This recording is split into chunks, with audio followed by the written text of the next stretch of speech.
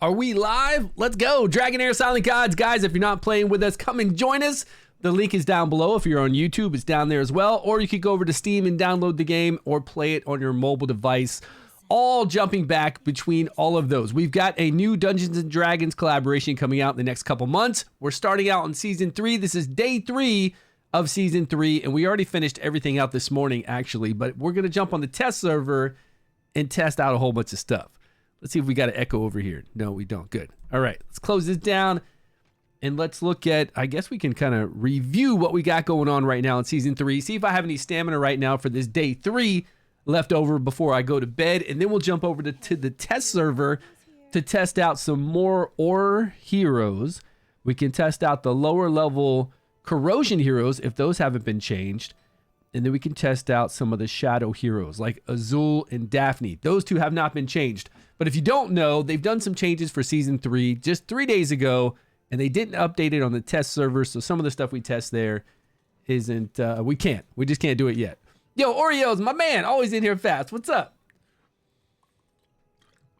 Welcome, my friend, welcome. How was your day today? Did you do well? Let's see this, we got a horn, okay. I want a wicked one. Really what I want is Felicity. That'd be cool to have Felicity. You went shopping today? Nice. My wife and I actually went, we didn't really find anything. Well, we were looking for some kids' books. My son's going to take a test soon for English. And to get into high school exams over here, it's different than states. Like very, very different. Kids in Japan can actually not go to high school, which is crazy to me. You can not do well on a high school entrance exam and not be able to go to certain schools that are near your house.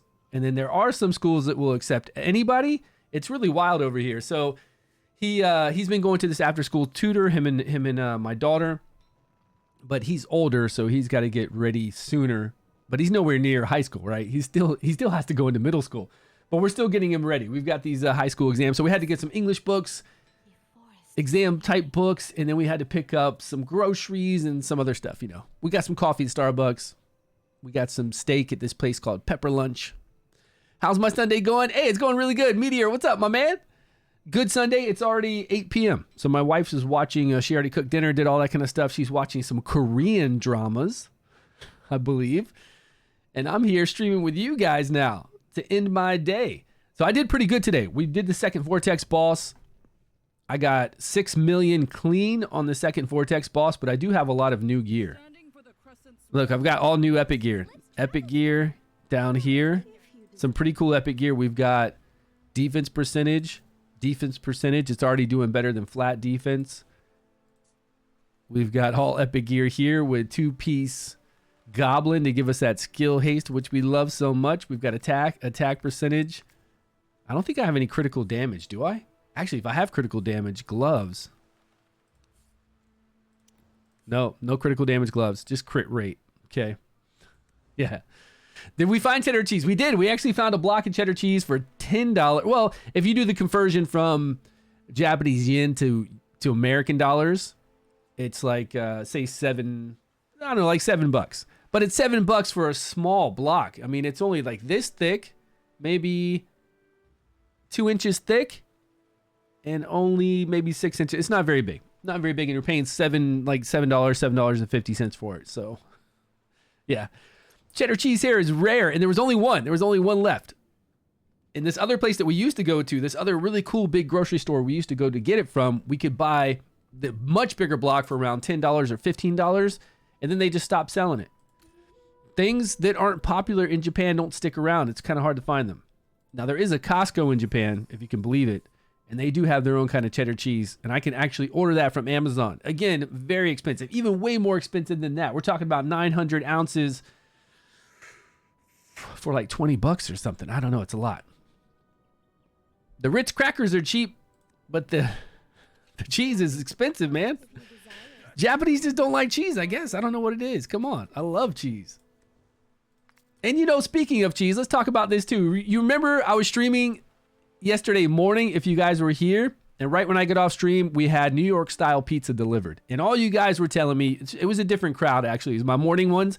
All you guys were telling me that the new fad is to take this Mike's Hot honey and put it on your pizza. And I was like, man, Americans are already so obese. Now you're putting honey all over your pizza and ice cream and drizzle. And what's next, you know? Back in the day, it used to be dipping your pizza all in ranch dressing. Like that was the thing back in the day. When I got my pizza, because this is all has to do with cheese, right? Yeah, they're dipping pizza in honey like crazy now. They say the honey brings out the flavor of the pepperoni, the cheese, the marinara, all this stuff. Now, I've had honey on my pizza before, but it's always no marinara. It's white pizza. It's kind of like a dessert pizza, but it's white pizza. It's not sweet at all. And the honey adds to it. It's a different kind of cheese. It's not mozzarella cheese. And again, you don't have marinara sauce on there. So there's a totally different flavor to it. So I told them I didn't have any honey. But when the pizza came, right, New York style pizza, I was the most disappointed I've ever been. If I knew how to speak Japanese, I would have called the place and said, look, this pizza has no cheese and no marinara on it. The pepperoni was good on it, all over. And I've had pizza from here before many times. But there was like, somebody forgot to put cheese and marinara sauce on it. There was so little of it. I was like, man, is this company just starting to cut back on all of this and I'm not going to order from them anymore? I couldn't believe it. I really could not believe it. I was so upset, man. I was so ready to get that pizza. And then I didn't even, like, really, when I ate it, I felt like I wish I could just, like, go back in time, not be full anymore, and eat something else. Eat something better. So sad. So now I got to find a good pizza joint here, too. And believe me, I'm cursed in Japan. Whenever I find something that I really like, I tell you, and you can ask my wife, they stop doing it. They like discontinue it and you can't find it anymore. It's wild how many things that I've found here that I love. And I tell my wife how much I love it. And then months later, it's nowhere to be found ever. So crazy. And that's from pizza to like desserts to a whole bunch of other stuff. So many things over the years here like that. I guess if you're an American and you like American type things and you find that, then Japanese don't like it. So eventually it just goes away. So I'm on Grave of Venom 8. Look, day 3, Grave of Venom 8. We can't do 9 yet. We're not strong enough for 9. The tank just doesn't last long enough. Things fall apart. We are cheating, of course, with Mithracy here. We're cheating with her. My guys are lower level now because I already sent them back down to level 1 so I could do Vortex with my team. But yeah, this is the team I use. We come in here, we do decrease attack, decrease accuracy to get 2 debuffs up on the boss. Decrease attack up on the boss, of course, is very, very helpful. We're still using this lady right here to do all of our damage, right? With that guaranteed crit she does, the exclusive. Then we've got Garius healing along with Aridith. And then we're getting some heals and staying alive. Reviving and staying alive right there. If I could do this without Mithracy, it wouldn't be that bad. It wouldn't be as much of a cheese, you know? But hey, it's floor 8.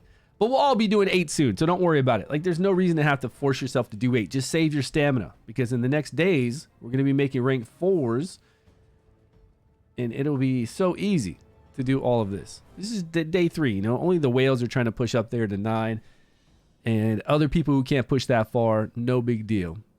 We just go, you know, tomorrow it's going to unlock some new, fresh things. We go knock those out like these. We get up to another rank. And before you know it, we're doing 8s and 9s every single day. You stopped at 6? Yeah, just save your stamina. If you can, get up to 7 eventually, right when we go to rank 4 and stuff. Get up to 7 because the drops are really good. And then once you're at 7, it's not much more difficult to do 8. But we're only level 70, right? Later on, in just a few days, not even later on, in a few days, we'll be able to take our artifacts up higher. We'll be able to rank up our hero past rank 3, and we'll have more of our Psyche core, the elemental advantage. Down here, the Psyche core. We'll have more of this done. So we'll be much stronger. Be able to level up our artifacts further, you know? All that kind of stuff. Something you say you hate? Maybe it'll be the other way around. I don't know. I got to find something. I got to find some more things that I really enjoy, because I'm telling you, they take everything away. So many desserts that I found that I love, and then I can never find them again. Pizzas, even this other kind of pizza that I used to get from this grocery store, actually, not too far away. They had a really good pizza with good pepperoni, like the real kind of pepperoni you would expect. They stopped selling that. They have now this seafood pizza that they always have. They have this corn pizza. Japanese like corn pizza. They love corn pizza. I'm going to go onto the test server so we can start testing some stuff out. I was just going to show anybody who wanted to know about my day 3 there, what I had going on. Yeah, corn pizza, man. They love putting corn on top of pizza with kind of like a creamy mayonnaise sauce on it instead of marinara. It's not the best. It's okay. It's actually not bad. It's honestly not that bad, but it's not my kind of pizza. I don't like a mayonnaise taste on my pizza. If it was the corn, and there is a place that does do the corn with kind of marinara and cheese, and it's not bad. It's just corn on your pizza. But my daughter loves it. They really loves it. Do we have a reward hero like Erich for season 3? No. None in season 2, none in season 3. I don't think we're going to see any in season 4. I don't know why. We just don't have Erich every season. So you guys can get a legendary artifact or make a strong Erich. Even, let's say they took away the ability for us to get a legendary artifact. If they just made it so we could get a duplicate Erich and make him to 5. And then after you made him to 5 inspired, then you could get a legendary artifact. I mean, that's 15 months. And you'd have a strong Erich, which I think would be pretty cool. Yeah. I think they should do something like that. Oh, this is a test server. We don't have to worry about this stuff on the test server. Yeah. We've got all these rewards. I did want to test out something on the test server because I was doing it on live server and I was noticing that my exclusive was doing more damage with the slingshot than with the legendary artifact. It was pretty wild. We were testing her yesterday, right? We came in here yesterday with, man, what gear were... This is unfortunate because I remember the damage we did with this artifact, and I remember because it was 1.6 million and 1.5 million. But now that I don't have the gear saved, who knows? It was critical damage. We know that. It's going to be critical damage, and I bet it was one of these critical damage ones. Damn it. I'd have to go back and look at that video. Let's do critical damage with accuracy. And this would have been critical damage. For sure critical damage. We used honor. Okay, maybe this right here. Maybe that one then. We didn't need crit rate.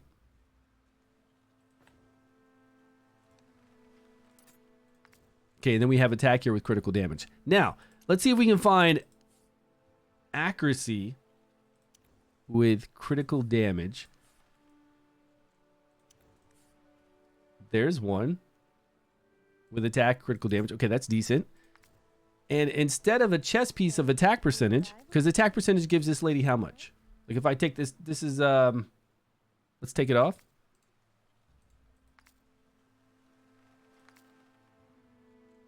Was it this one? If I put it back on, it gives her 962 attack. So what happens? Oh, I need that 3-piece set though. Oh no, I can do it with accuracy with the 3-piece set. So I'm looking for accuracy. I guess with critical damage.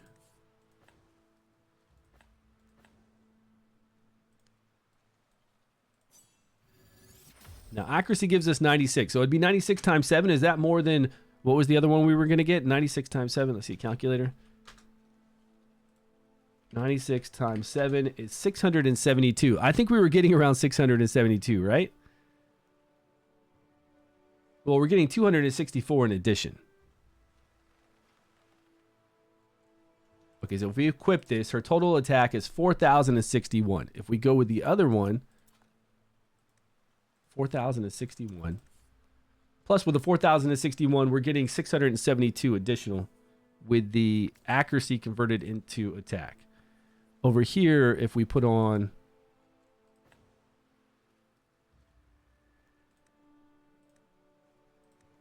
Are you admiring my Why can't I see that? Why was all that other gear blocking me out? Okay, if I put on this attack, I think it's going to be more to keep the accuracy on.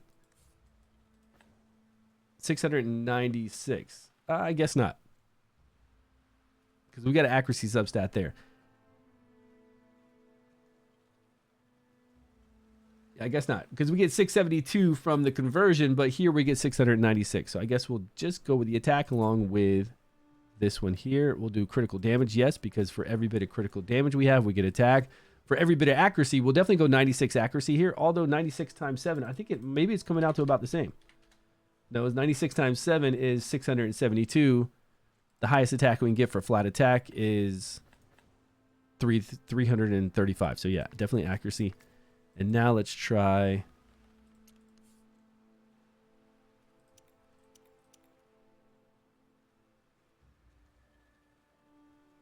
What's it doing?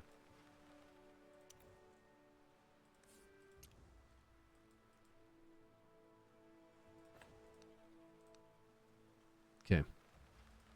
Let's see how much we do. We were doing it over 180 seconds. Yes. We don't need anybody else in here.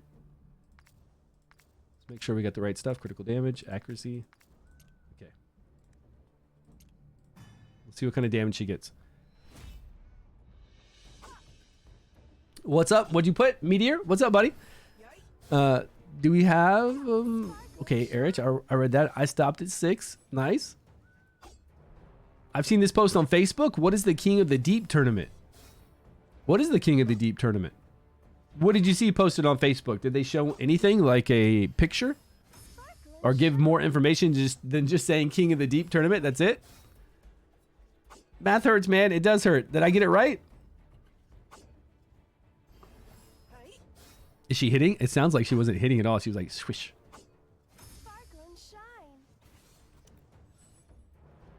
Okay, now she does over 1.5 million or 1.6 million.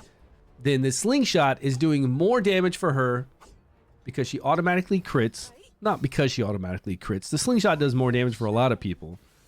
But because she auto crits, we can set her up with a whole bunch of critical damage. This set takes advantage of critical damage. We can set her up with a lot of accuracy too. Critical damage and accuracy. And we don't have to worry about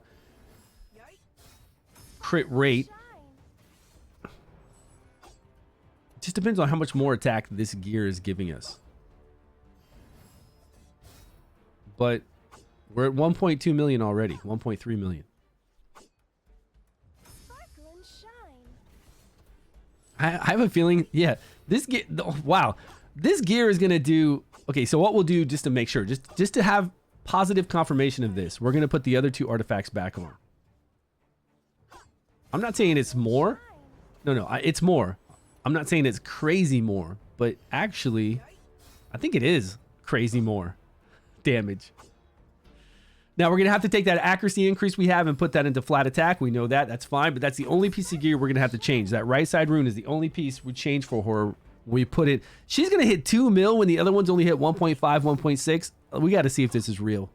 Got to see if this is real or not. Because I did switch her on my main account on day 3 to this Slingshot as well. Because it was doing more. Overall, it was doing way more damage. She's at 2.17. Wow. Same exact post on the official Discord. I think it's the official Discord. Yeah, but what was it? No info on exactly how to participate. King of the Deep. Oh, yeah, Oreos. You're in Okinawa, right? Yeah, Okinawa, whenever you find something you like, I don't know what you got down there. You got the same grocery stores as I do, I'm sure. Obviously, you do. You got the same stuff, you know, and it's normally set up with a whole bunch of bento lunchbox stuff. You got baked bread places, a lot of those. Maybe they're inside the grocery store too. You've got tons of noodle stuff, all the Japanese food stuff, tons of seafood, right? All that, you know. Yo, Rasta, what's up, my man? Long time no see. If there's any more information on that, let me know, but I don't know anything about it. I have no idea what King of the Deep is. I cannot pass 7 with Aridith, Garius, Varesh, Sigrid, and Gillian. Always dying when Harpy attacks while not under 2 debuffs. Yeah. Give it a few more days. We're only on day 3. Okay, 2.17. Let's replay this. Hold on, I'm doing some testing, guys. I'm going to read chat just a minute once we start running this again. 2.17 with an epic artifact. I think we're doing better than this. So we're going to use her legendary artifact now. Where'd it go? Where's the wings? There it is. And we have to change this from accuracy to attack. Attack with attack speed is good, but I think we can find better. Attack with critical damage. There we go. This one is way better. Attack with 2 hits into critical damage, which will increase our attack overall with the gear And she automatically crits, so we don't need the crit rate. Okay, if this doesn't do more, then that's pretty bad.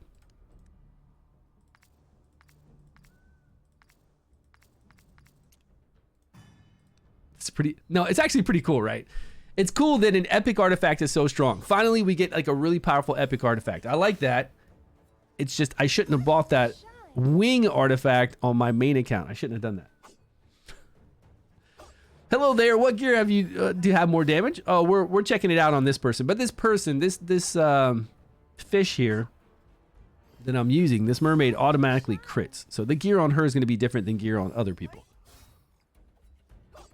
Other people were probably going for crit rate gloves, crit rate substats, all that, right? Oh, here's the Facebook post. Okay, thanks. Check this out. Does it say when it's supposed to start? Oh, okay. iPad 10. Bro, hook me up. iPhone 15, I got like I'm on 14. My wife's got a 15. My wife got us new iPhone. She's like, hey, do you want to get an upgrade for like your birthday or something like that or whatever? I don't remember what it was because I'm always asking her about upgrades in Japan because in America, you know, like every year when I'm with Sprint, I could upgrade my phone very easy for both of us. But here in Japan, it's a little bit different. So we wait a while before you upgrade. Before I had this, I had an iPhone 10 forever. But the 10 was bigger. And I prefer a bigger phone because of my eyes. But she didn't get us the same phone because hers is the USB-C charger. Mine is USB, the old one. Not even, it's like the old charger port. But we still at least have the back where we can put it on a magnetic charger here. We at least have that together. And that magnetic charger hasn't been working lately. I don't know what's up with that. Like both of our phones stopped working as easy for the magnetic charger in the back. I have a little pad over here. I put it on. It's just not working the last 2 days. And I even updated. There it goes. I even updated today. Updated my phone software. Okay, we're looking like we were at 2 point. Okay, she's doing damage. She's doing the same amount of damage. We were at 2.17.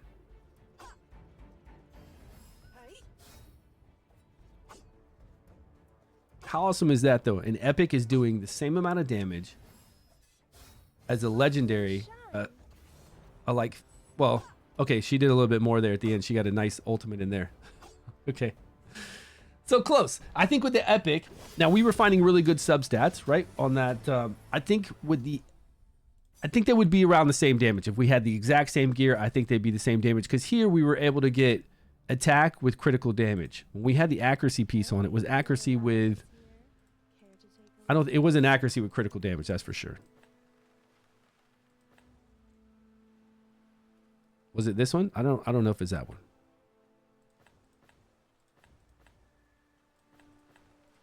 Because that critical damage will add up to a lot because she automatically crits, right? I don't have any more to put on there.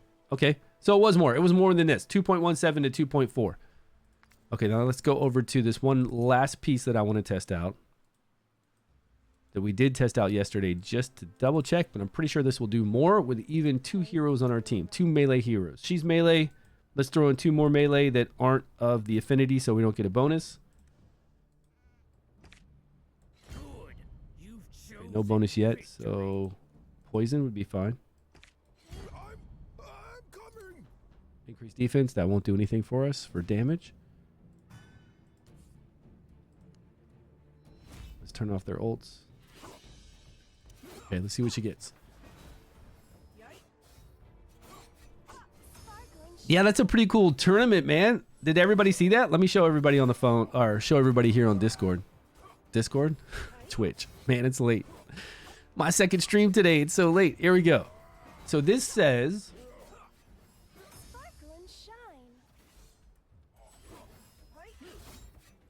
Zooming? It's zooming in. Okay. Prepare for King of the Deep tournament yesterday at 8 p.m. Attention, brave adventurers. The King of the Deep tournament is on the horizon and your next challenge awaits. Mark your calendar. The Goblin Raid Challenge kicks off on March 31st. I feel like I should ask content creator chat about this.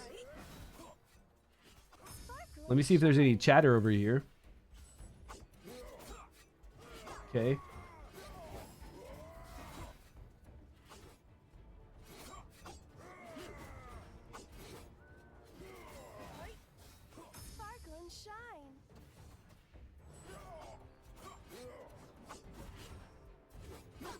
Yeah, I'm reading about a whole bunch of chat on Rook. They're talking about. Sparkle and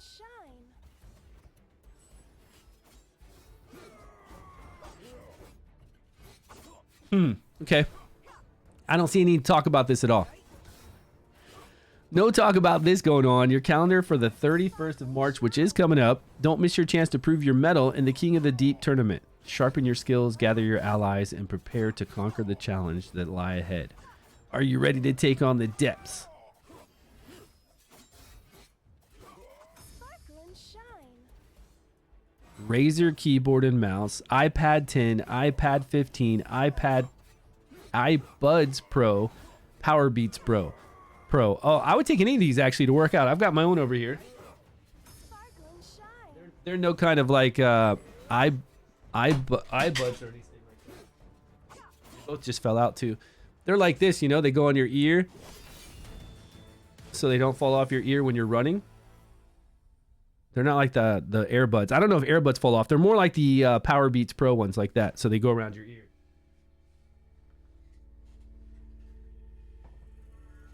So I guess I really don't need to win one of those, to be honest with you.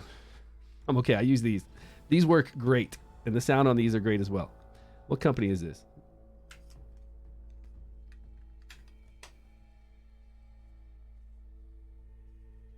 I don't know. It's just got like this P on it. Anybody know this company right here? It's got a weird P on it like that. Looks like Publix or something.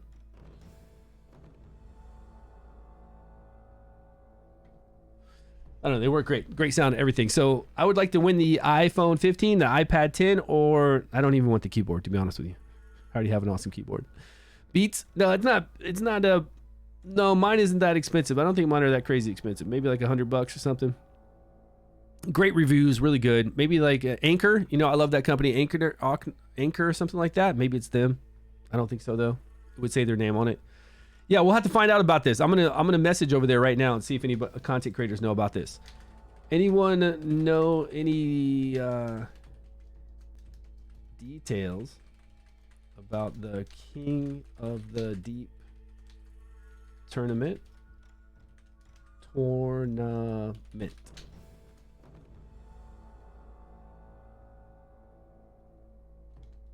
Let's see if they respond back. Okay, how much damage did she do here? Same damage. She did 2.4. I think the other one did 2.5, right? So 2.4. It's all about the same damage, to be honest with you. Now, if it was AoE damage, I think that her exclusive one, or the one that's made for Auror, would do more damage, the way it works out. But this with just two others. So if you had another melee, it would do even more damage. So this artifact with just two other melee, you're doing just as much damage as using this artifact here. So I don't consider this artifact that great. And then if you just want to use this artifact with a lot of accuracy, you can get up to almost the same exact damage. We were only a few 100,000 shy. So we're talking 2.17 million. Let's say 2.2 million to 2.4 million. You could just use the slingshot, right? Don't want to play Ice Blast this season, so you don't want to. It might be good to, because Ice Blast is awesome. Even still this season, like really awesome. You can check CC discussion server. Yeah, you can check it. I just wrote in there. You could write in there too, can't you? So my next Ice Blasts are... So your next best heroes are Garia's. Okay, you have her. Adolphus. For V4. And Victor to debuff. Or one more.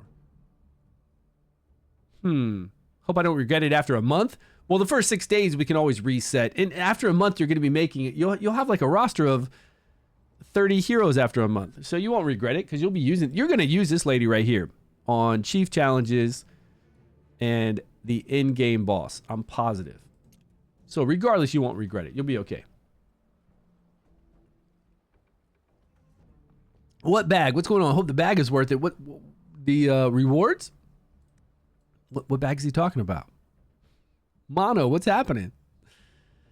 All right, so we did some testing yesterday, right? We had some testing on the Vortex boss, and we took down the damage we get on the Vortex boss, and then we wanted to try some lower versions. Oh, rank 2. Look at me, man. Pro. All pro. There's Rook again. 2.5 million with Rook over there, but he's doing 2.5 million with a Rook that's not fixed yet. Yeah, he hasn't been changed here. Yeah, not yet. This guy's doing Rook too? Okay, I don't know why they're playing with Rook on a test server when he's totally different on live. Maybe they're just trying things out. Boss takes critical damage. Okay, we got the same boss right now. We'll have the same boss for the next 4 days, which is really good for our team here to test on. So what we did not test, we didn't test putting this epic in with her. I want to try that. And then I want to move on to getting away from the exclusive and start using the other Aura heroes and see what we can do. All heroes inspired. They were inspired +5. Yeah, we could do that here on the test server, but I don't ever play anything inspired. I'll never have an inspired hero. Ever. On my test server first on Vortex? Oh, on the test server itself? Yeah. Test with epic that buffs. This one right here or the other one? Yeah, I want to test it with the other epics too, but I want to... Let's use this one first because I hear this one does really good. So we'll keep it with this artifact in this gear. She's geared fine. I think that's the gear. Actually, if we want to make sure we have the gear on we had yesterday, then we just go over here. We load that team. And we can see what we have. So we took all the gear we had. This is the gear that we had on her, right? I'm assuming.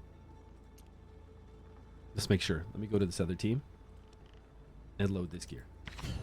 Okay. Now we know this is the gear we had on her.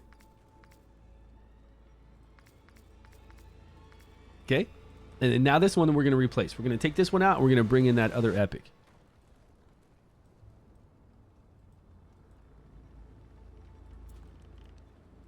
That does really do a lot of damage, honestly. What am I looking for? Radiant?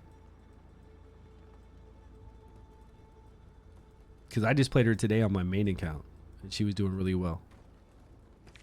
A good opportunity to test performance. Garments, hairstyles. But how much crit rate do we have on her? Pretty good crit rate already without having a rune over here. We would like to get critical damage if we can so we can get some more damage out of her with this gear set. Critical damage, crit rate. Let's go descending. Where's it at?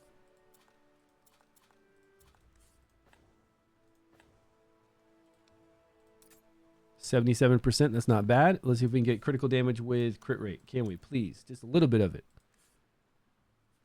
We've got more than one, right? Yeah, this one. Okay. 81%. I'll take it. Remember, though, she's at 81%. Our exclusive is always going to crit, so that's a little different story, but it's okay. Now, we could change things around. Attack with crit rate is 7. Let's see if we got something better.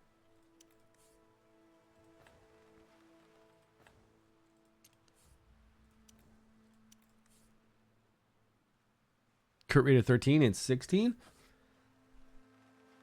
If we wanted to play her with a slingshot, and we already know the slingshot's going to do the same damage as this legendary, we already know that for a fact. We just tested that out. So let's put her in this gear. Let's go with accuracy and crit rate. And this one's better. We got critical damage 2 plus attack and attack percentage. This thing is way better. We got critical damage, which is good. Yes. Critical damage and crit rate.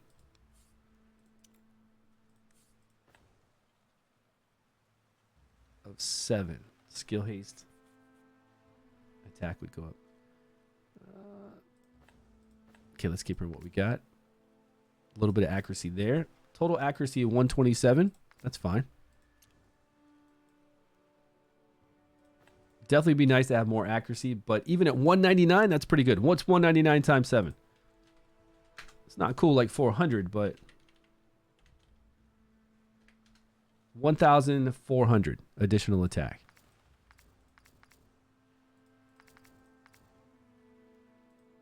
We could kind of go fish for some accuracy, but I really don't I'm sure she's got the best crit rate I can get, and I don't really want to go fish for accuracy. So let's just leave it at this. Silence. What's her name? Theo Hien? Theo, huh?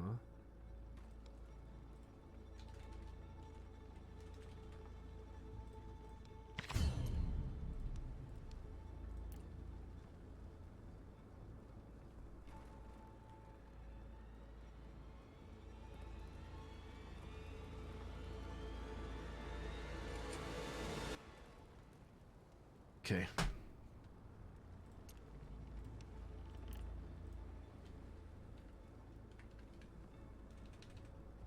24.7, I think. Whoa, whoa, whoa.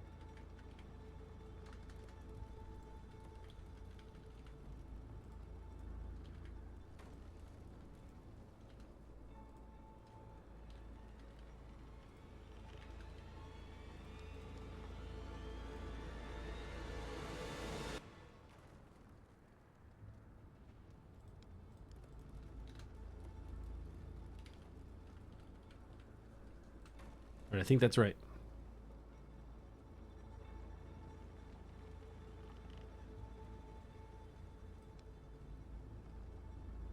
Okay, everybody should be geared. We've got the defense. We've got it set up for her. Okay, the other team we did it with when we did testing, we had her with, so we took out the exclusive and we got 40 million. And then here we got 56 million, but that's with the exclusive. Here's a wild team where we got 43 million with the same setup, but just with 2 wild damage dealers. Oh, no, wait. Yeah, same setup. And on this one, we were using Elminster. Okay. Probably could do a little more damage than 35 million, but we already see on this one, we've got 43 million, how they compare. So very, very similar to the wild team here. So this is with the exclusive and this epic that's supposed to do really well. And I want to try out the other epics too, because there's that one epic that gives everybody increased attack at 20%, right? The one epic that also gives critical damage to herself and extends her own buffs on her. I wonder if she can do a lot of damage. Hey, this is this is the test server. I'd love to see Rook. You can't right now. Comparison live. Yeah, midnight. Yeah, you know that, right? You know. We'll do it though. We'll do a comparison with Rook once they fix this test server. I hope in the next few, tomorrow's Monday for them, Monday for me, so I'm hoping they fix it then. Maybe we'll come on tomorrow night and the test server will be updated. That could happen. That actually could really happen.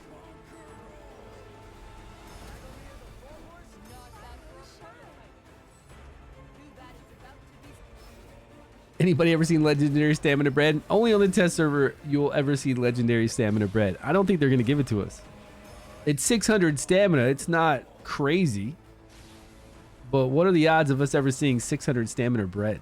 We've got 60 they give us. They give us 120, but that's a huge jump. I could see 300, like a different kind of stamina for 300. Maybe they give it to us for something.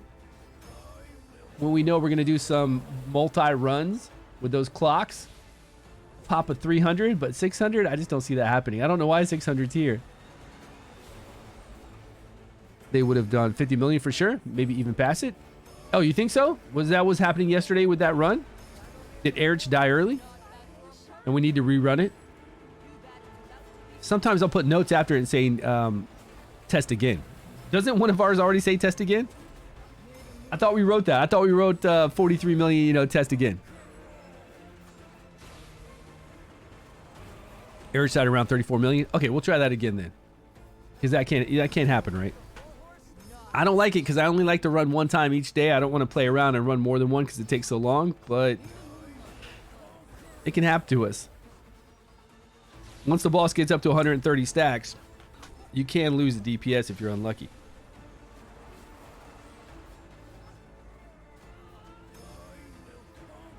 These decreased defenses don't help us. But we got decreased attack up always, and we've got some pretty big shields. And Garius is getting the carrot, so we should be all right. Which is weird, though, because we got Aridith being hit. So let's see if Garius gets the carrot even later on. Probably not, because Aridith is going to be being hit. We kind of need to change that. We need to look at their HP. I think Garius and Aridith probably have very close HP, because I do remember putting HP runes on Garius to make sure that he had more. But I can see that she's being hit right now. It's not really affecting her, but she's being hit. I mean, not yet. It's only 15 stacks. It will. Ice Blast Season 3? Absolutely, man. Everybody's using Ice Blast for Season 3. It's amazing. You just can't beat Ice Blast. It's too good. To do your battle skill over and over and over, if you have Shinna, if you have Bloodin, if you have Girthin, if you just have Bloodin and Girthin, that's fine. If you have Shinna and Girthin, that's great. That's all you need. 2 epics really is all you need to do well. Yeah, I'm sure a Rook corrosion will definitely pass it, but do you think epic corrosion will pass it? Because I think we can test that out, can't we? Can't we look at the live server and look at the corrosion guys and then look at the test server here and see if it's changed or not? And I don't think they changed it, did they? Did they change the actual epics? I thought they only changed Rook. That'd be cool if we could test out all the epics and see how strong it is without the exclusive. Like, really cool. Garius, Aridith, Sagamir, Girthin, and Bledit. Yeah. And you did 60 to 70 million already? Oh, you mean on here? 60 to 70 million. That's way more than we're getting even with this exclusive that we're playing with right now. Right? And those two aren't even of those 5 aren't even of the same affinity. So you're getting an affinity bonus for Garius, Aridith, and Sagamir, but Girthin and Bledin aren't getting the additional attack, the additional damage, or anything, and you're still pulling off 60 to 70 million. That's wild.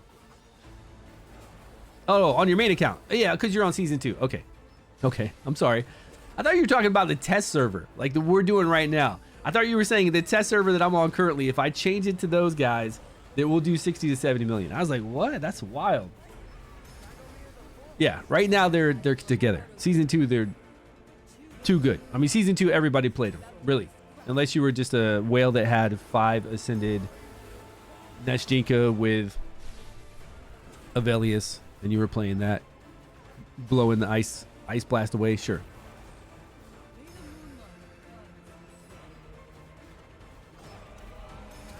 So we're at 25 million already at 45 stacks. I think that's pretty good.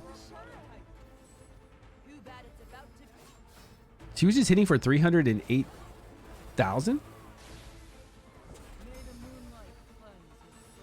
I mean, the epic is definitely lagging behind her in damage for sure, because we can gear the exclusive so well. But that epic gets 50% additional attack. It's pretty high. Maybe we need to give her better gear. She's not at 100% chance to crit, and we are using the slingshot. Maybe we should try... Well, we're using like best... We're actually using best in slot gear for our exclusive right now. If our little epic girl had her artifact, she would do more damage. Because we've got 4 melee, right? 1, 2, 3, 4 total melee. Yeah.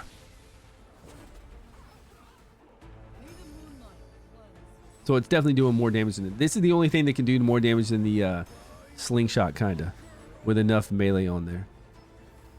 Wild teams with Ogak and Zephy? Yeah, they've got a lot of unkillable. If you have, what's her name? Flora, the exclusive, and you're doing wild teams, even without it, you're still going to do really well. Unkillable team is really nice in the beginning. First day, second day, third day, all the way up till you get really good gear and your team can survive. Unkillable teams are the best, because then you have 3 DPS. Because a lot of times we're doing this, right? We're doing 3 support with 2 DPS right now, because the 2 DPS are really strong. But with a unkillable team, you go up to 150 stacks. We're only at 90 stacks right now. 150 stacks with 3 full-on DPS. You never have to worry about dying. You don't have to worry about decreased defense. Nothing. You just go in there and do as much damage as you can with 3 people. It's beautiful. I love Unkillable. I would love to have a Zephy. I'd probably be lazy and just do that the whole entire season. I mean, not having to worry about anything until 150 stacks is pretty damn good. Ravatrix for an epic would be do huge damage, like playing Ravatrix. You think Beldell in that team? Yeah. Beldell's always going to do more damage. Beldell's an exclusive. Yeah. Beldell's going to do more damage than Girthin. I've seen quite a few Beldell teams up there with Bledin and Beldell or Shinna and Beldell. Should. Absolutely. If you got her, that's great, man. That's lucky. Yeah, Beldell's a single target beast, without a doubt. Who'd we lose? Okay, we lost the epic, but we didn't lose our... Still, not great damage. I mean, this doesn't look... It's like we're always losing somebody. Remember I said 130 stacks? This is 120 stacks. We're always losing somebody around there. Maybe we got to switch up our timing so we're protected by shields? I don't know. I didn't look at the exact moment we lost that. It was probably from this wind spell, the decreased defense.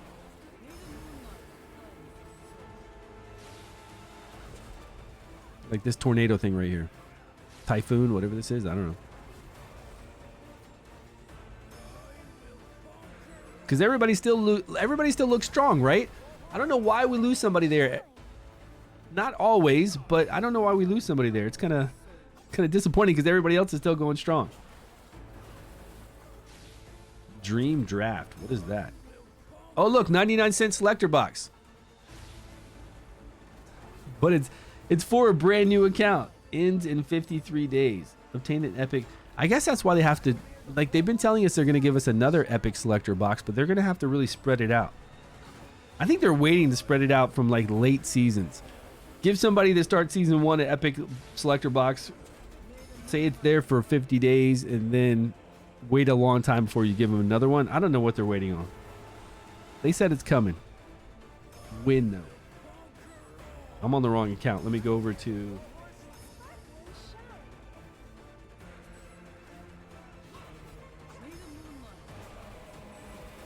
this account, yeah. Then we can check out the corrosion and see if they're the same. See if they haven't been nerfed. Oh, we just lost Aridith. Which again, we need the carrot really going to...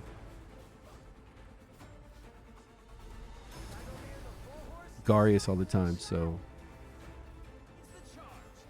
Okay, so like 47 million for now.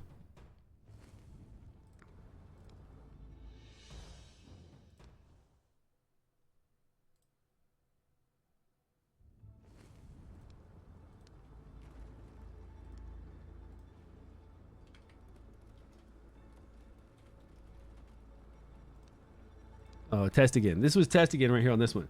Because I think we had her die. See, this is her by herself, right?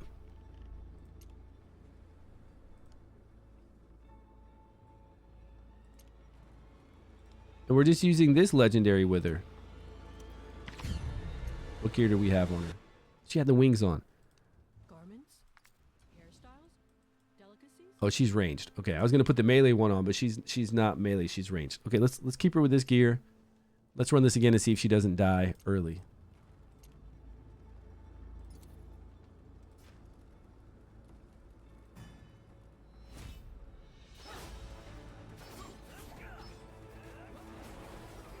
Because from what everybody said, we can get comparable damage to the exclusive with this epic.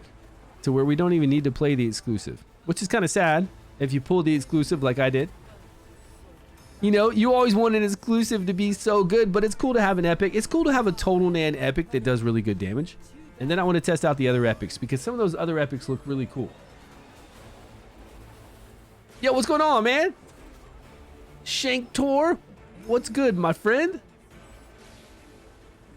We need Bledin for Auror. That'd be cool if we had, you know, if we had a Girthin type, Total Nan type hero, an epic for Shadow, Corrosion, and Auror. That's what we all want, really. That's what we want to see. You can make this team right here, this one. I bet if we make an ice blast team, though. I bet that ice blast team is probably going to do better than these or the same. We'll see. I'm trying to get us all a baseline, right? So we can see what's best.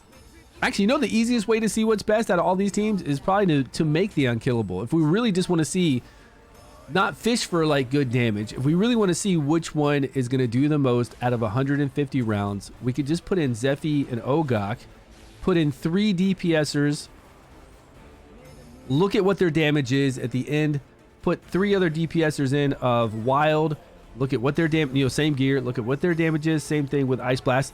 So that's how we should probably be testing it, right? That makes better sense. Because sometimes we do lose somebody early here, and it can go a little bit longer. It can vary, right? And I know these guys all work well together, but 150 rounds with everybody, yeah, that makes more sense, doesn't it? I think it does make more sense to just do the unkillable team. We go 150 rounds. That means we're going the same exact time for all of them. We use the same exact gear. They're all DPS. We don't have to worry about a damn thing except getting to 150 rounds. They all die, and we see who has the most damage. And then we can effectively look at a lot of other epics too when we put them in there for damage. As long as everybody has comparable gear, though. We do need to kind of keep their gear about the same if we can find good gear like that. If we can find gear that's... It's hard. It's hard to find good gear that's about the same. It really is. Okay, let's do it after this run. Let's see when this is only at 10 stacks. All right, let's clip this. Let's forget about this then. Won't start to make sense when we hit 5 affinities. Yeah, but I don't think there's 5 affinities for those two.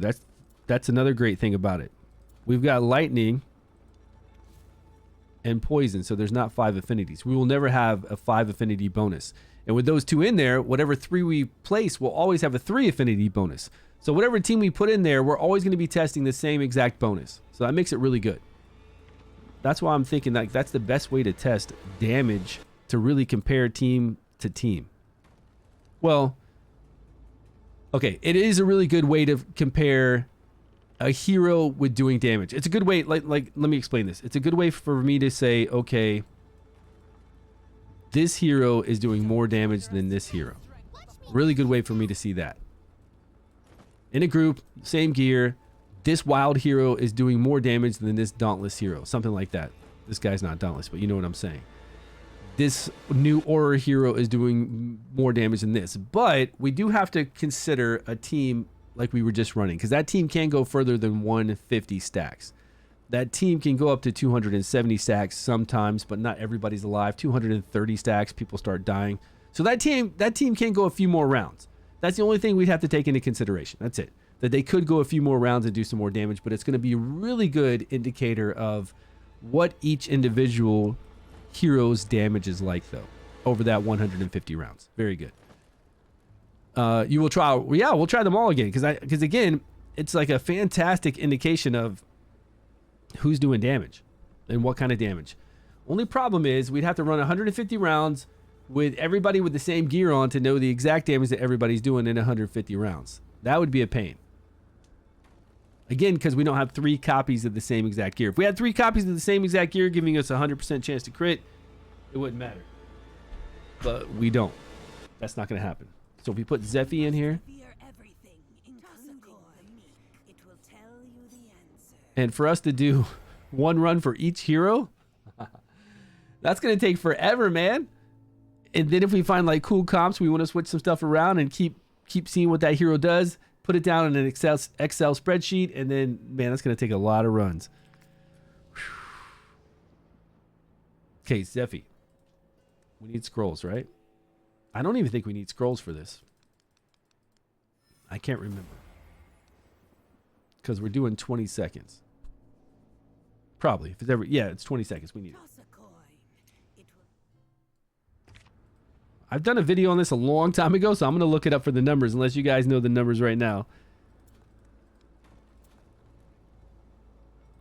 Poison for Ogok.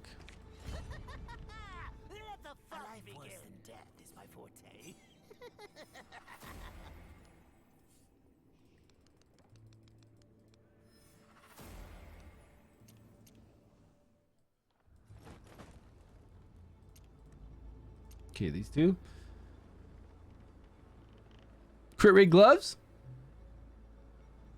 You're gonna use that all game long. They're that good. Do they have critical damage substats? Or anything else awesome on there?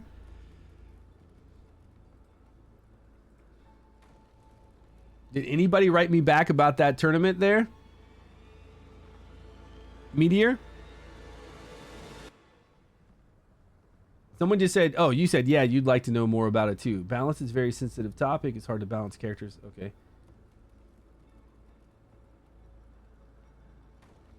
I'm getting Ogok this season. I'm going to use 130 dice on the banner. Gorax is going for Ogok because I guess he has Zephy. I have Ogok, but I don't have Zephy. And the Zephy banner is coming up, but I'm not spending money on this game like that. I'm not going to try to get Zephy, or like competing doesn't matter to me. It seems like he wants to be able to compete. 15 dice. Okay, let me pull up this video and see what timing we need. And then whatever team we can bring in here right now, we do have these Radiant ones kind of already geared, right? We've got her geared right now. The forest yearns for more nourishment. And her geared. But we're going to have to check out gear and see what we're really going to use. Then if we brought in a third, what would we bring in?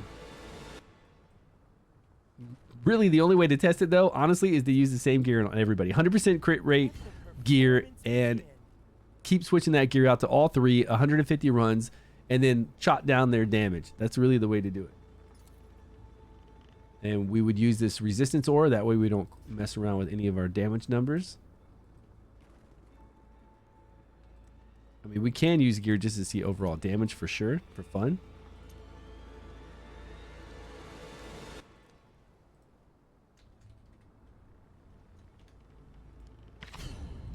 Okay, now I got to look up the times really quick over here in my channel and Ogok or Unkillable.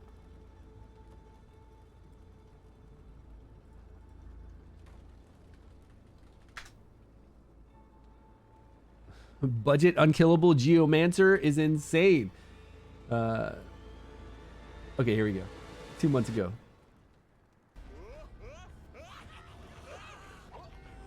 How can you get your Estella to mark Isolde? Estella always marks the person with the lowest HP or highest attack or something like that. You can't pick who you want Estella to mark. I don't like Estella because she doesn't have a battle skill heal. It's only like an increase, like block buffs and increased defense. Like the battle skill basically sucks. And her heal is cool, but you gotta have that battle skill heal to keep somebody up in between it. That's why everybody else is so good, because they've usually got a battle skill heal to do that spot healing, and it's usually a better heal than you think it is, right? All these people doing their battle skill heals keep that main tank up or that one person taking damage. With her, she does this really cool heal for ultimate, and then you gotta wait for it. And there's no way to pick who that mark goes to. An unkillable team, where does it really benefit us? Yo, look at this homeless dude. We have Zephy in a banner right now, so it made me think about You see that homeless guy with that beard? should I go after Zephy to Man, my wife hates it when I do that. And then I looked at My the wife, damage it's doing on my the wife outside. absolutely hates it when I grow a beard, man. I don't think it looks that bad right now, looking back over this. But it's not only the Vortex boss. We'll talk about the damage we did here at 150 Babe? strikes, because we can do Unkillable. My beard doesn't look that bad in this video. 150 rounds. It's only 24 rounds of damage. She just yelled back, it's bad. 24 rounds of damage with DPS. We could have a lot of fun with that, because we could bring any combination of DPS. She said, don't believe anybody, it's bad. 24 Oh, my wife hates I think facial that's hair, pretty man. sweet. She absolutely It does take a while. despises You it. gotta put it on autoplay and walk away and come back. But I think this is good. This is really good for the first month of any season, because you're And she said, stop talking about pizza. 24 rounds of damage on the Vortex the whole first month, and then going through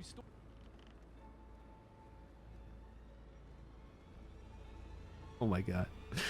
Just watch your show. Okay, let's look at the times we got here.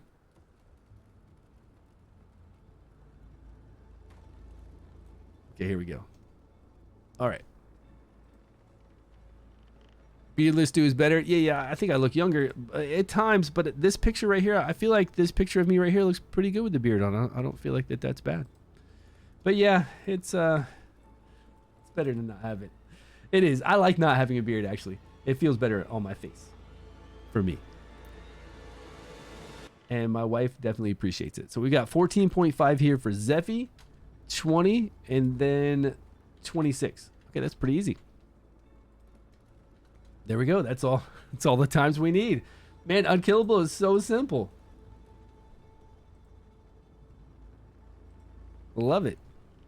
Now we just got to figure out who's going to be our... Okay, and another thing to keep it kind of... You know how sometimes you can apply decreased defense on Witch's Remains, and sometimes you just don't? Even if you have 3 hits, there's just times when you don't hit that 60%, you don't apply Witch's Remains. It's kind of a bummer.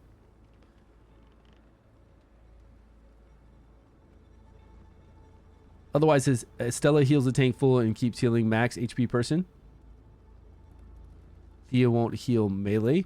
Yeah, Thea won't heal melee, right? She only heals people that are invisible, and she only makes people invisible that are ranged. That's correct. What are you guys talking about? Are you talking about a chief challenge that you're fighting? I need someone to keep my Isolde alive, so the wild team does 22 million. Okay. You're doing chief challenges or other world stuff. Otherworldly things. How many hits do we have on an ultimate here? I don't think we have anybody with a multi-hit ultimate, do we? Man, too bad one of these guys can't do an ultimate with multi-hit. That'd be even cheesier for this Unkillable. Like, it'd be so much better. Okay, who are we going to bring in for decreased defense, though, to see what kind of damage we can get? Or just not do decreased defense? I say we don't do it. That way we don't even have, like, a variation in that. But we won't have a true indication of what their max damage could be. Oh, my Discord. But we will put him at 20 seconds. Like, we would line him up for that. Well, this guy's only got 23 seconds.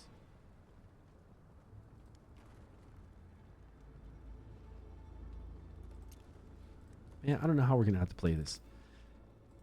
First off, I need a set that can do 100% crit rate.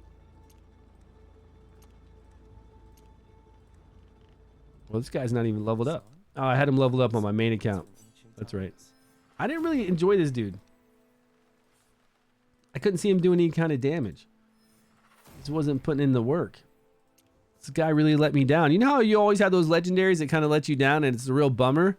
It's a brand new legendary for the season. You get... Now, I'm not saying this guy's going to be bad yet. We got to do more testing. It's too early to even say that. But you remember, what was his name? The Ice Blast guy. Zorak?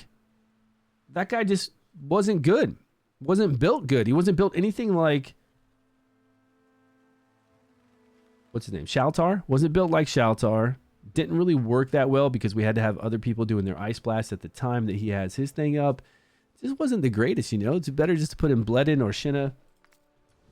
It's kind of sad when you pull Legendary and they're not that great. Makes you a little unhappy. Okay, so for her, let's see if we get 100% crit rate. We just do it with 100% crit rate gloves. I think most people will be rocking crit rate gloves with critical damage.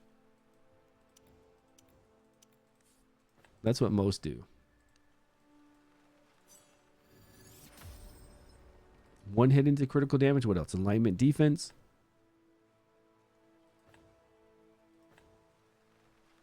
2 hits into critical damage. Okay. Now we're well over 100% chance to crit, which is good because when we switch this gear around to other people, they might have different, they might have different runes down here at the bottom giving us different crit rates because this is 9 and 13. That's kind of big. You never know what we have access to. We don't really have access to tons of stuff.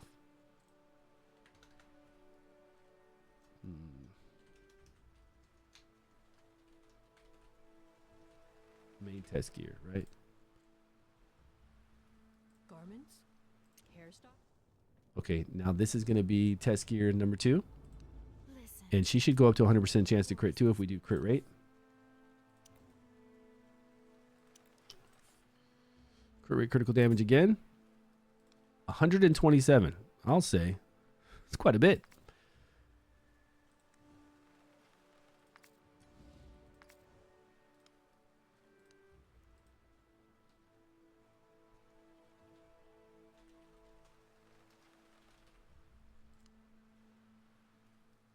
Poor Fawn. attack, crit rate, critical damage, attack.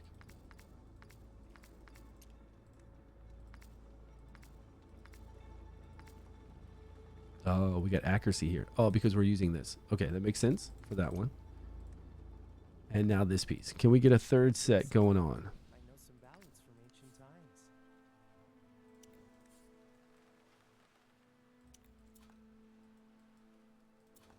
I might have to put this on auto farm one night and just farm a whole bunch of gear to help me out. See what kind of gear I can get. Okay, attack with crit rate. Do we have any left over? Oh, we do have one more. For 5? Hey, man. All right, I'll take that.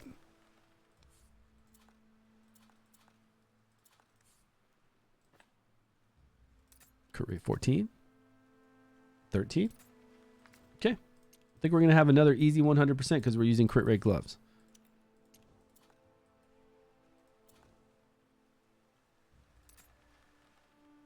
And it's got critical damage substat. I mean, all of them have critical damage substat. Okay, really impressed with that. She's already at 92. He is. So what kind of... we've got wings on one. We've got the slingshot on the other. What should we use for another... Just like the eyeball? Eyeball, and if they do really well on their battle skill, we'll use mana core. Otherwise, we could use the horseshoe. We got a 100% chance crit. We could use horseshoe, or we could go into... That's it, eyeball or horseshoe. If we have shields all the time, we could go into this, but I don't want to rely on that. I guess eyeball. Eyeball's fine. I don't know how the eyeball's going to work on this guy, though.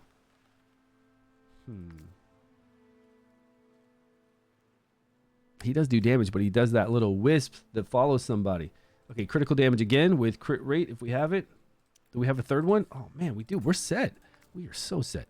And then here we're going to go attack with crit rate. And we don't have it.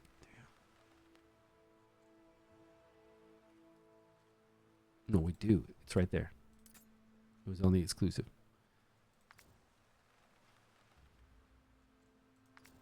I play the meta. What's up, man? You playing that meta game? 3 test. This is the third one. Actually, it should be third. Third test, 3 test, 2 test, main test? Sure, why not? Composing a new symphony. Save that gear. We're not going with attack because we don't know what other teams are going to go for, because we just want to kind of get a baseline damage for each of these heroes, and I want to write it down. Now, this one has the best gear on, right? Well, I say that, but let's look here. Silence. It's going to vary. She's got 48,122. 48,122, 36. Come to me. The critical damage should be about the same for everyone. Care for a song? Yeah. I know some ballads from ancient times.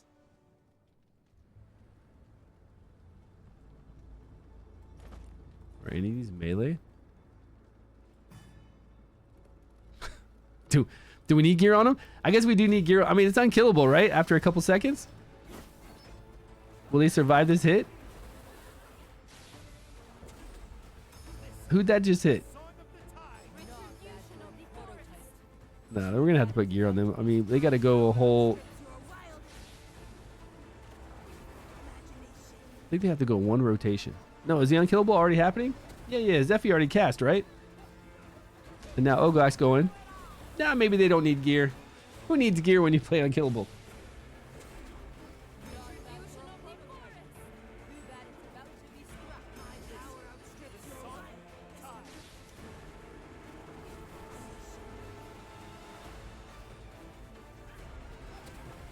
Okay, 150 rounds. Yeah, they'll die then at 150. That's correct. That's what we want. We want them all to die at 150. Because we're trying to find out which heroes do the most damage. But to truly do that, we'd have to put them on the... We'd have to run... Like, for me to really know who's doing the most damage here, we'd have to take the gear that's on our middle girl here and put it on the kelp guy. And then take that same gear with the artifact and put it on the other girl to really get an idea of what kind of damage they can each individually do with the same gear on. Run them 150 rounds, and then we can know who's doing the most damage. But couldn't we just run them each with the same gear against the test dummy for like 3 minutes? We've done that before.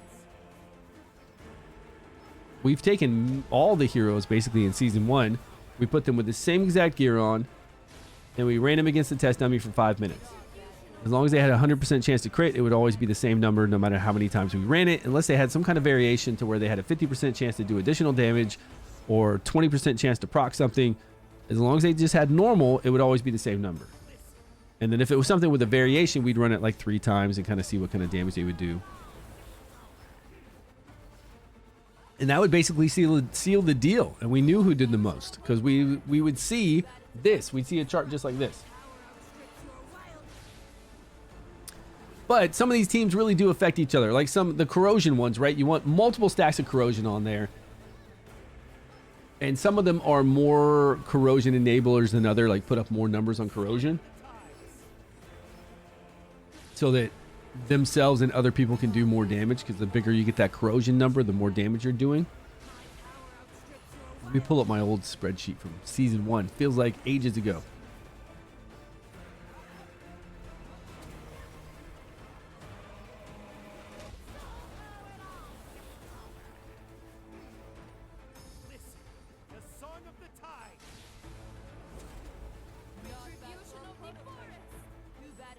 Okay.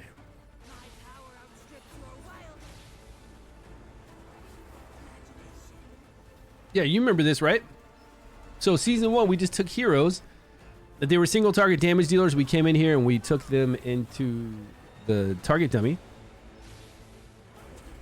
And obviously if they did, you know, we didn't have a lot of heroes that do damage based off of HP or defense back in season 1. It was basically just attack. The guys who did damage based off of defense, they were tanks. They didn't do any damage anyway, so it didn't really matter what kind of gear we had on them. We know that they weren't going to do a lot of damage, but pretty much everybody else that we tested up here were based off of attack. So having the same gear with 100% crit rate was fine.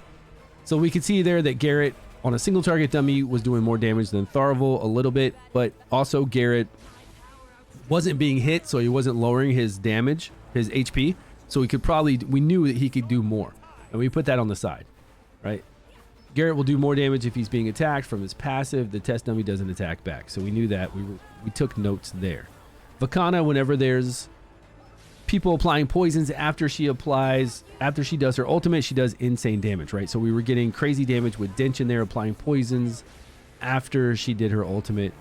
Total Nan was doing insane damage by herself, and then of course we brought in another person to do wild proc so she could get that wild proc herself up to get her critical damage faster, and we can see the different numbers here.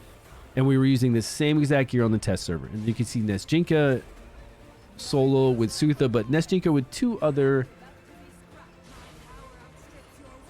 Dauntless would do much better, and she'd get, if we built her differently because we were using a 100% chance to crit gear on her, we would have played Nesjinka differently, right? We would have done a lot of critical damage and not necessarily crit rate, because she gets crit rate herself.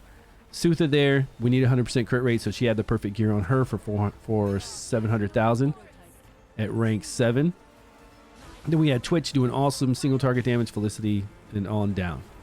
So where we're looking at these people going, okay, these guys just don't do damage, right? Single target, not great. And then we did AoE on 3 dummies and 5 dummies. And then the AoE damage was pretty insane right here for Charlatch. That's really impressive. Did anybody use Charlatch against the Mechatork? I didn't bring him in against Mechatork. I didn't think about using a summon. I mean, somebody used the summon teams. You got 6 teams, so you're going to use a summon team. But I didn't really try hard on Mechatork. But it looks like here he would be doing some serious damage when he does that crash down. Oster, Hubberg, Trollgar with ignoring. We bring in Frost. We ignore defense. Licinia, Usha. AoE damage is crazy. Do the dummies have HP? They do have HP, but it's very limited. I think it's kind of like fighting this Vortex boss as far as damage goes. But hey, that's a good thought, because we do have a lot of Aura here doing damage based off of HP, right? But here's the thing with Aura and doing damage based off of max HP. What max HP does the Vortex boss have? What max HP does a Chief Challenge boss have? Do they have any? We just have a bar showing the damage we're doing, but we don't have an HP bar showing the HP they have. So when my hero does damage based off of max HP, how is it compared to the target dummy compared to the Vortex boss? I wonder the difference. As far as your question with do they have HP? Now their defense I do know is higher, a little bit higher. The level 1 Vortex boss is a little higher defense than this guy. Just from the level 1. And we can test, Shasha, that's good. We can test that right now. We can see the difference between the level 1 test dummy as far as damage based off of enemy max HP and see what their how different their defense is. See how different the damage is just off of one hit. That's easy to find out. And we can do it with our exclusive girl. We can come in here and see what she hits for and then take it to the dummy and see what they hit for. Just on the ultimate.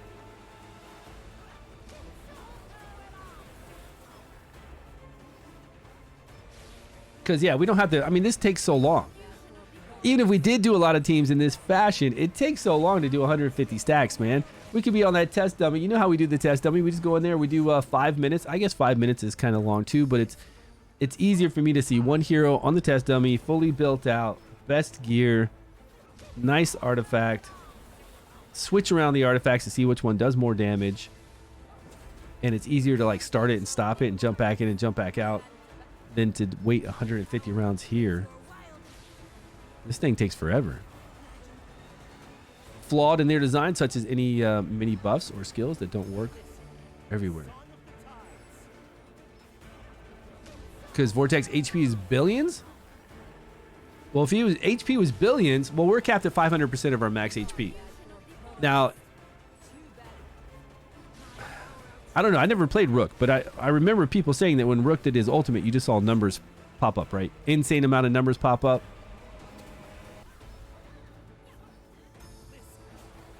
You never know how these devs want it to work. But I don't have the exclusive for the lower hitting teams. Your Aura team did better for you, but you're on day 3, right? I mean, it's kind of hard to tell. It's hard to tell what's going on day 3, honestly.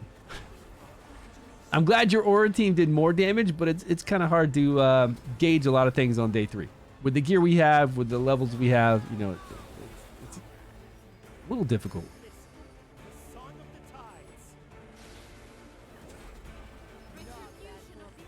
Is that what it is, right? When he does his ultimate, doesn't he do an insane amount of numbers?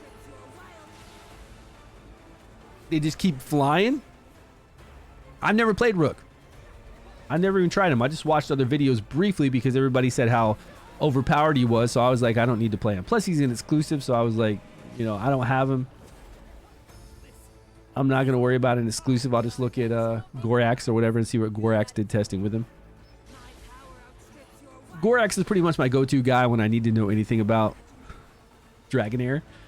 Like, if I was too lazy to test it myself and I need to know that it's like what's happening with it, I can just go watch Gorax because he puts up all his streams and videos and he tests everything. Like, legit test everything. So I can just go watch his video. So if I did do this, like if we did do this, we're not looking at the total damage. We're not looking at, hey, how much damage can this team do overall?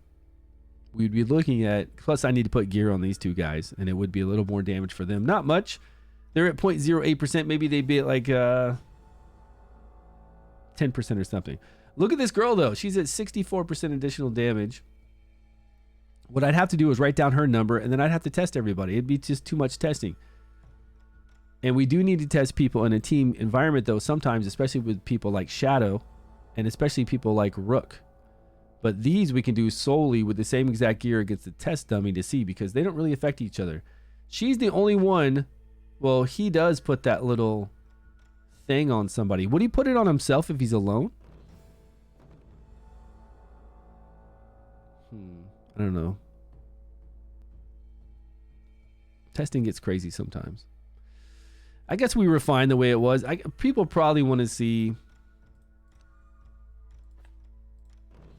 visually a whole team to really get a grasp of what's going on. If we do Aura guys separately on the test dummy, that's fine. It really is fine to know who can do damage. Because this girl doesn't rely on anybody. She gives herself 50% attack. Nothing's going to help her do more damage except for this lady, but that would be anybody that extends their... That wouldn't affect damage, right? We test all the epics to see who can do the most damage as far as or goes, and then we can do that on the test dummy. No problem. We can do 3-minute runs on the test dummy and see how much damage they do. And we'll know who's kind of how they're functioning and who's doing the most damage. And then if we ever do use her with them, if it's worth using her, she'll make it so they don't deplete their blaze state so quickly. But we can't test corrosion like that because we need multiple corrosion people with us applying a whole bunch of corrosion. We can test like 2 corrosions at a time though. Who's our team? What'd they get? Oh, let's look at what you said, Sasha, about this boss and how much damage it takes for enemy max HP. Let me check that out. Versus the dummy.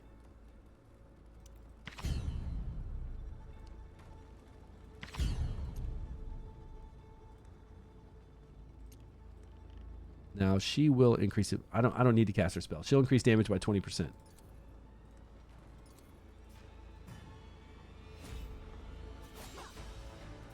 We have to wait till she reaches blaze state because she won't do that enemy max HP until she's got 100.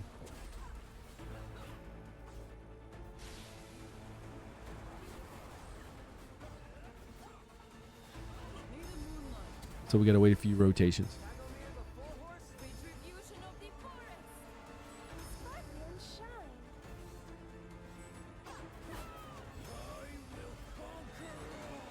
She should be there after this rotation, right?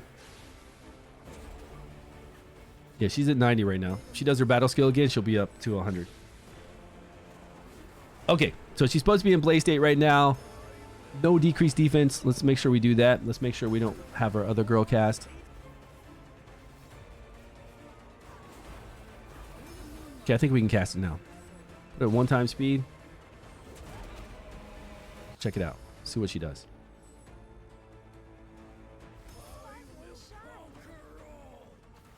144 times 3. That seems like a lot. I don't think it's going to hit that hard on the test dummy. 144 times 3.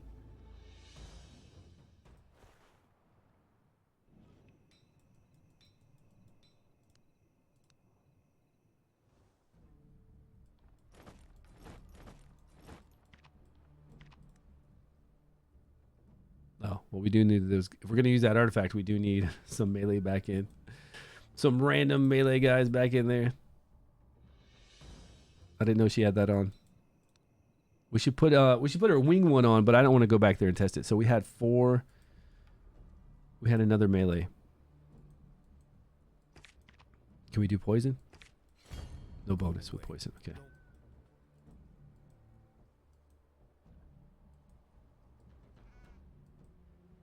Who's melee? It's so hard for me to find a melee for some reason. Ranged, ranged, ranged, range. Oh, there's melee. Okay, no bonus. This is a level 1 dummy. Defense, fine.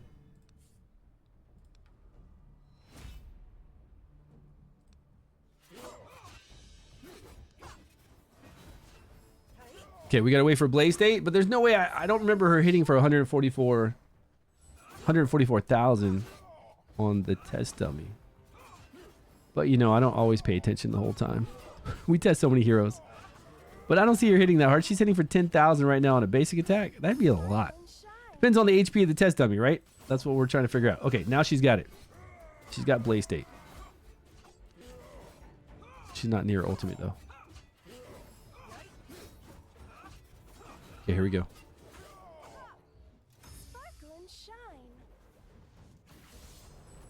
Yeah, 79, 79. So that's very different. And we don't know the defense of the two. We don't know what kind of defense this test dummy's going to get when we ramp him up. And we'll be able to kind of tell the HP, I guess, compared to him. That's level 1. Let's go up to level 115. Okay, 115. We're trying to get the same number we got on the Vortex, right? That's what we're trying to do. If we can. But see, now look, with the test dummy up that high, look how much she's hitting her basic attacks for. It's not 10,000 anymore. She's hitting that basic attack for 3,600 instead of 10,000. This dude, like, jumped up in defense.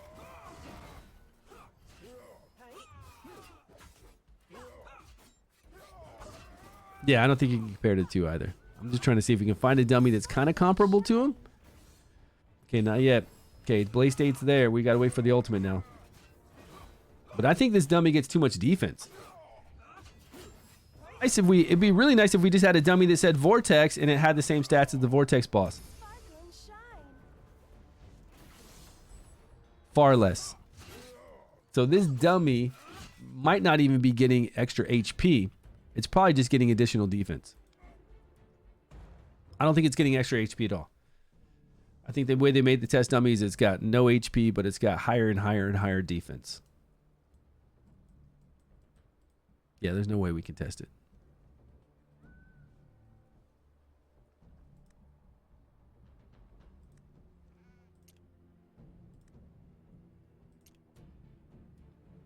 Is there a hit that we get that's just enemy max HP? There's not, right? It's always attached to...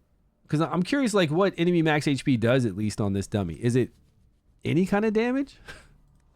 If I'm hitting for 10,000 on my basic, and then I'm doing a big hit for enemy max HP... Well, here, we can look at her ultimate, right? We can look at her first ultimate for just 500,000 of attack. And then her next ultimate will be 500,000 of attack plus the HP portion, right? So this is 61,000. We should have looked at that first because now we're going to see the difference. And it's not much at all. His HP is so low. This is 61,000 again, right? Yeah, 61,000. She's not... Now she's in Blaze State. And I think it went up to like 69,000. So HP... Yeah, enemy max HP is doing poorly on this dummy. It's got no HP. 79. So 10,000 more. So then you can figure out his HP, right? If you do the math for that. If we're hitting him for 10,000 and we're doing a portion of his max HP, you can figure out what this boss's HP is. Roundabout. Because it would be mitigated by defense. If she's doing 10% of the target's max HP and radiant damage, maxed out at 500% of her attack, we'd have to do 500% of her attack. And then figure it out. But yes, we're not getting a lot of damage from it. Not as much damage as I get from like the Harpy or something. When I hit the Harpy with her, it does pretty good. Although the Harpy doesn't have that much HP either, so. Total Nan and may not be fair.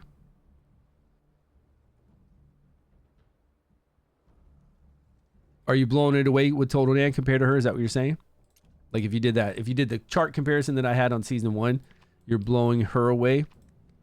Let's see here. Let's not do this artifact. Let's do this other artifact. They're custom made, not for sale.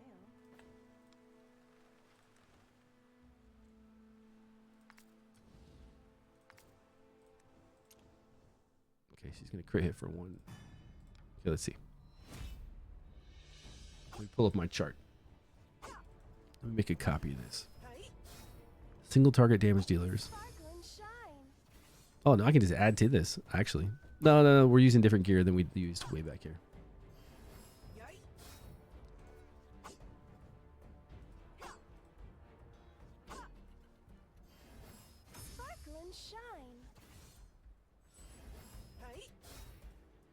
Duplicate.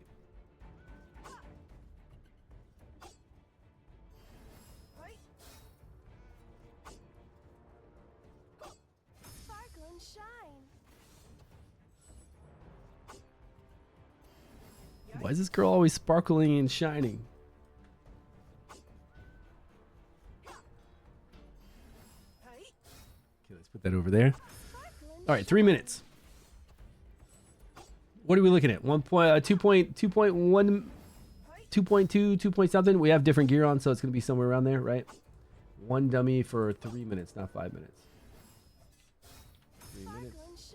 I think 3 minutes gives us enough time to do quite a few ultimate rotations. And it ends right when we finish an ultimate, so that's good. All right, Meteor, take care, buddy. Thanks for hanging out. Appreciate it. 2 weeks before end of season 1, your Radiant was your weakest. Radiant is not great. Well, Rally is not great as far as damage goes unless you have the ultimates.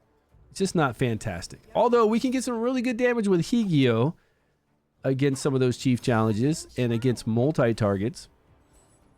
like Mechatork or the End Dragon with the 3 different hit target points we can hit, you know, along with Welby, as long as we can get some rally generation in there, as long as we can get some rally put up in there. And that other guy, the Archer one that does rally every 6 basic attacks, basically those are like it for rally. Unfortunately, until they bring some new rally heroes next season, I hope, and build on rally and build on aura and build on all the current types of damage we have right now. That's what they really need to do. I hope they do that.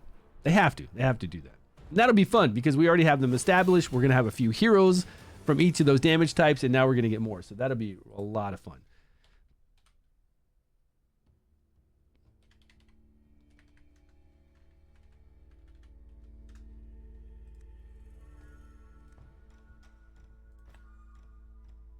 Didn't mean to back out. So he said Total Name was tearing this guy up harder than her, maybe because the max HP is not high. Let's find out. Let's see. See what kind of gear I have. Hey, new arrivals here. Care to take a look? Her crit rate's 54. The problem is with this gear on, it's way higher than Total Name would ever use. It's just an estimate. Let's go see. I'll not allow pests to disturb the order. The glory of fire endures for eternity. And we had a legendary artifact on her, right? Let's give Total Name this artifact. See if we can blow her away.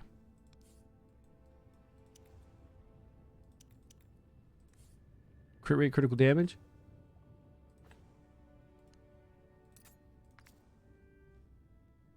We want critical damage. See, here's the thing. This season, though, we're always going to be looking for critical damage here because we want critical damage to go with the set gear that we have, not attack. Before, it didn't matter last season. We were always going with attack or critical damage. It really didn't matter much, but best in slot's going to be critical damage for sure now. There's some accuracy in there. Okay, that'll work. This has attack. And attack speed. Oh, 13. Nice.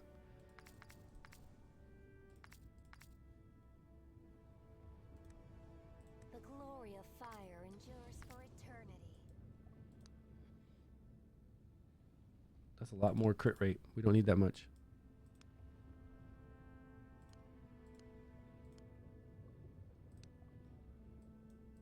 We don't even want that much, though we do have critical damage gloves on her. We've got attack percentage here. We've got crit rate there, so now we could go some more critical damage for her.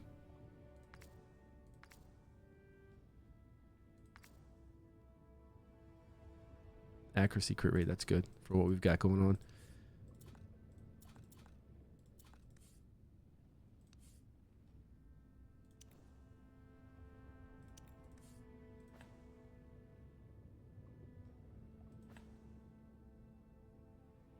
Critical damage 16 with 40.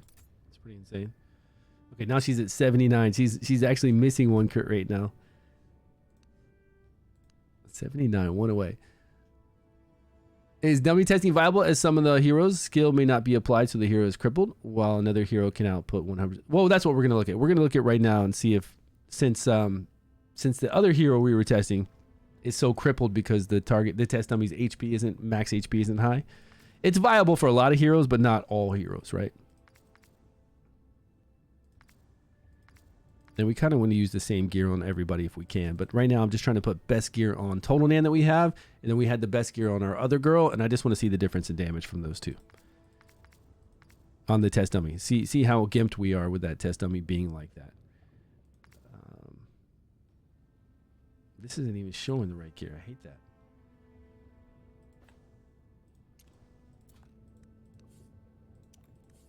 Just want an idea of how bad that test dummy is.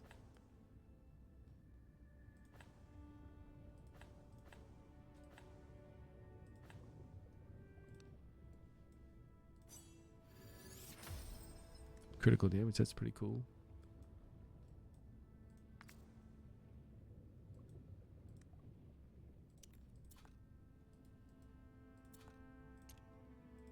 I do prefer to work on the test dummy because it's so much easier than to throw teams in the Vortex boss, but I guess switching around gear on the Vortex boss and using legit teams is probably the best way to go, you know?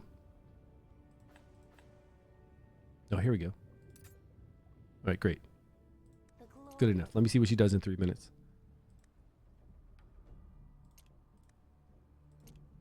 Oh, we took her gloves. Okay. But we don't have wild procs in here too, enhancing her. Like, we'd want to bring in somebody else to get more wild procs. When she does wild proc, she does enhance her critical damage, but we could get some really unlucky streaks, especially in 3 minutes, and she might not wild proc that often, so she won't get that 100% additional critical damage. So this isn't really good. We got to bring in at least Netta to help out. At least.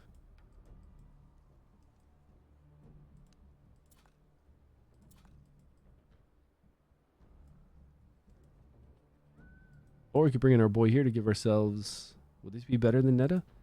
Netta's got a 60% chance on both her skills. This guy, Foley is his name?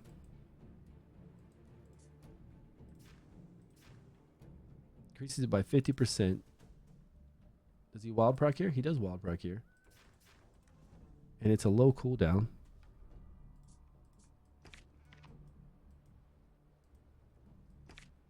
Who will be burned down to ashes this? Okay. So the other girl did 2.5 million. Almost 2,589,000. Almost 2.6. Blade never rests. She does. She does. Her own wild proc, and you'll see it. When she's solo, her own wild proc will increase. You see that little buff that she's got over her head? Giving herself that critical damage. That's whenever a wild proc happens, and she'll do it herself. All of them will. Even when Erich wild procs for himself, he'll build up his stacks to be able to get that additional damage whenever he wild procs permanently.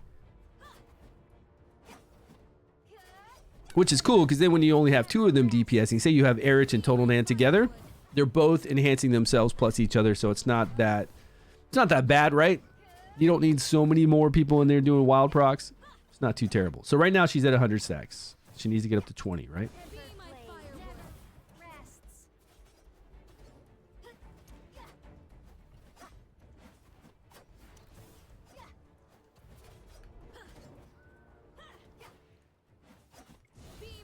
A minute and a half left. Yeah, I think she's gonna blow her away. Or beat. No, I don't know. A minute and a half. Doesn't really seem like a lot of time. It goes by quick. We're trying to get over 2.6 million. Is what we're trying to get to. And she's already at 20 stacks, so she's doing max damage right now. Total Nan is. And she's got very high gear on, but we are using the slingshot. Maybe we should go to something different. Artifact.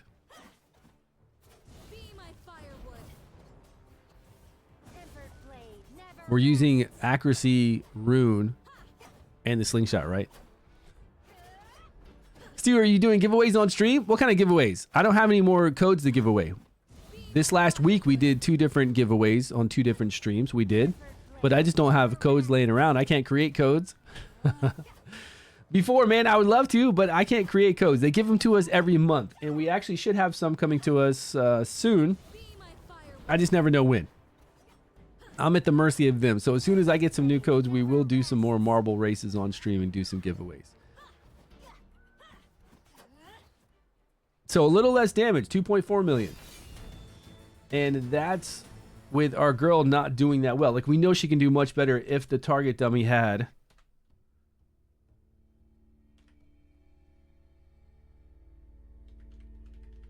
Now in a case like this, because we got to build up the wild procs, we would run this a couple times, right? We'd run it like 3 times at least, because there's not too much of a variation. There could be if we have really bad unluck and not wild proc that often. But probably if we ran this like 3 or 4 times, there wouldn't be much of a variation. We'd be around 2.4, maybe a little less, maybe a little more. And then if we ran our other girl, though, she's always going to be at 2.589, like same exact number, because she automatically crits 100% and we don't have any weird variations.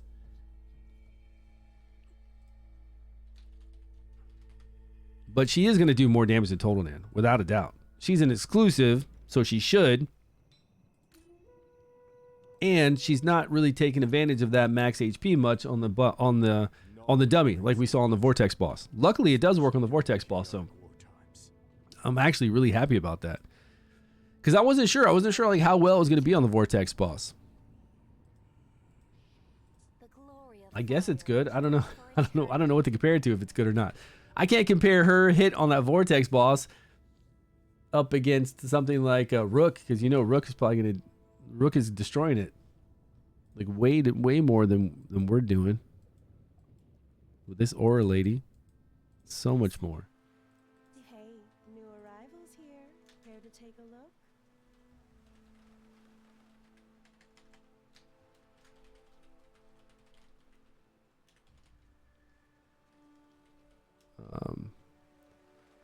Late stream, you revamp. What's up, man? Yeah, late stream again. Would do way more damage.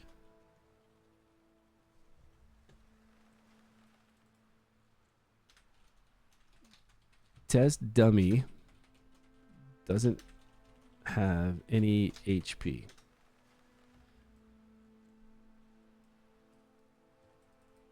Okay, so what gear are we going to put on our other aura people, though? Because we can't actually test out aura people to see who's going to do the most damage. We can. We can viably do that. Here's what we've got for Total Nan. Here's what we've got for this lady. And we can definitely test out the other aura people because they don't do anything particularly special or need other aura to help them out so much. Now, why is she missing a glove? Oh, yeah, that's right, because Total Nan took it. Because aura really doesn't help each other do aura generation like Shadow does. Shadow helps each other build up that aura, build up the shadow. Shadow aura, all this stuff. Build up the shadow. But say I bring in this girl right here. She's the only one that can help people out.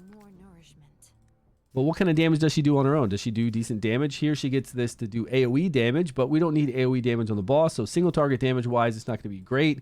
Here, again, we're doing damage based off of enemy max HP, which we're really not going to see much on this test dummy. And it's AoE. This is more of kind of like an AoE person that does give 20% additional damage from this when she does this blaze state. So she makes it so that my exclusive does 20% on her ultimate because she'll have this 20% additional damage for 10 seconds up.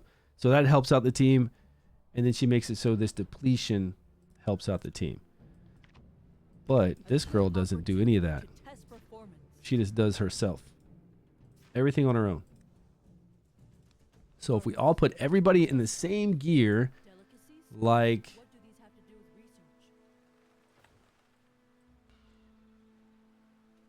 if we put all these aura people in the same exact gear, we could use this one. Or we could just simply do eyeball. But eyeball only does ultimate, like the ultimate stronger. I think everybody has the ultimate move that does damage. Now, would this 20% additional damage affect max HP damage? Like when I go into the Vortex boss and I hit that Vortex boss for 164,000, we'll still be capped at 500% of our attack, but would this do overall damage 20%? Because that could be a lot. That could be an extreme amount for a big number, you know? This test dummy is not going to be a big number, but on the Vortex boss, it could be a big number, you know? And this basically does the same thing. From consuming aura, you get additional damage. I'm just going to put this on everyone. Okay, let's get a 100% chance to crit. Well over, or we're at 102. We haven't even put runes on. And we'll use the same runes for everybody, which would be the ones that are on... Who did I just take this off of? Our exclusive girl? Okay. Okay, so I'm going to use the same set on everybody. That's epic to see who can do the most damage. Let's see what we get. Now, she does have to consume... She gets a permanent stack. Let's see how fast she gets these stacks up. That's why in the past, I always ran everybody for 5 minutes. It's nice to kind of do 3 minutes instead of 5. That is pretty nice. Saves us time. But I don't know if it gives us enough time for somebody like this to ramp up.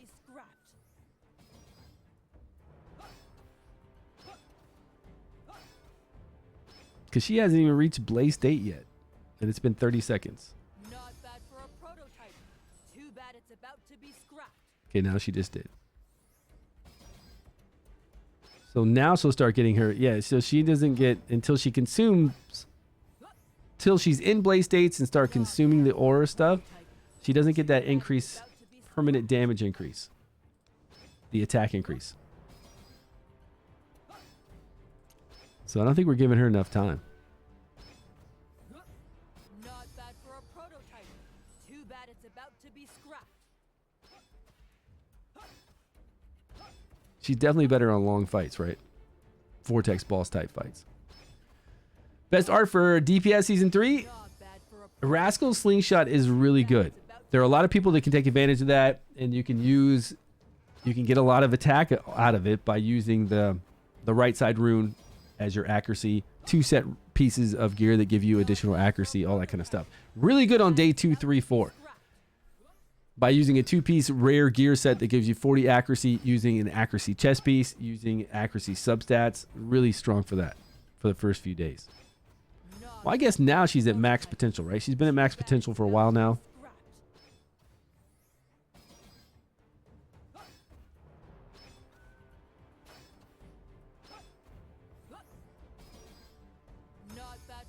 But she's not in Blaze State. The way that these guys go in and out of Blaze State and take so long to get back to it, it's kind of annoying. I wish they had more heroes that would actually enhance everybody's Blaze, kind of like Shadow does, to get them back into it. She's in it now, but now she's about to run out of time to use it all. So 2.1 million. If we had a longer fight, we would do more damage.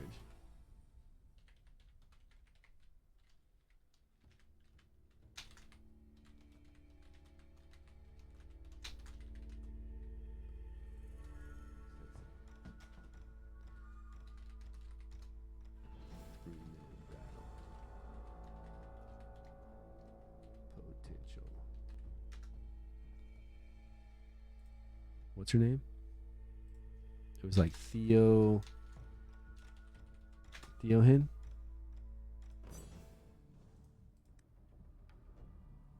That's her right name. Okay. All right, let me pull in. What's the other ones that we have? This girl? This girl was pretty cool. Again, a lot of these do AoE damage, right? This one does a laser beam and then a 3x3. A lot of these aura ones do quite a bit of AoE. This one gets a ultimate skill damage increase for 20 seconds when you reach Blaze State. But we just don't have a way to get back to Blaze State really quick. So even this 20 seconds probably, and this is pretty cool. We get 40% additional ultimate damage increase. Gains 10 energy.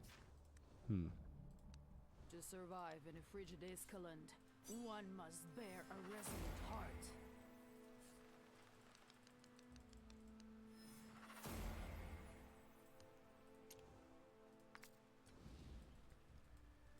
Oh, that's right. We were using, what artifact were we using?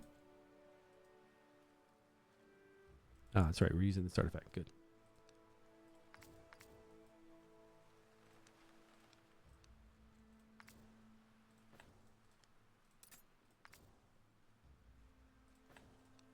Okay. Same exact gear. We're over 100% chance to crit. That's good.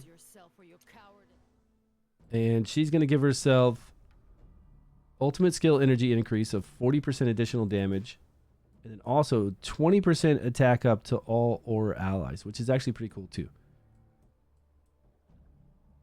Again, 7% of targets max HP. Like always this percentage of targets max HP.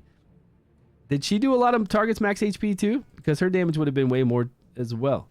It would have been actually really nice. Yeah, she's the same way, but this is 1%. This one doesn't. That's odd. It ignores 30% of the enemy's defense, but this one is the only one that does targets max HP, and it's so low. The 1% up to no more than 50% of the hero's attack. But she gives herself 50% additional attack permanently. Kind of takes a long time to ramp that up. Yo, Steel City, what's up, my man? Long time no see. How you been?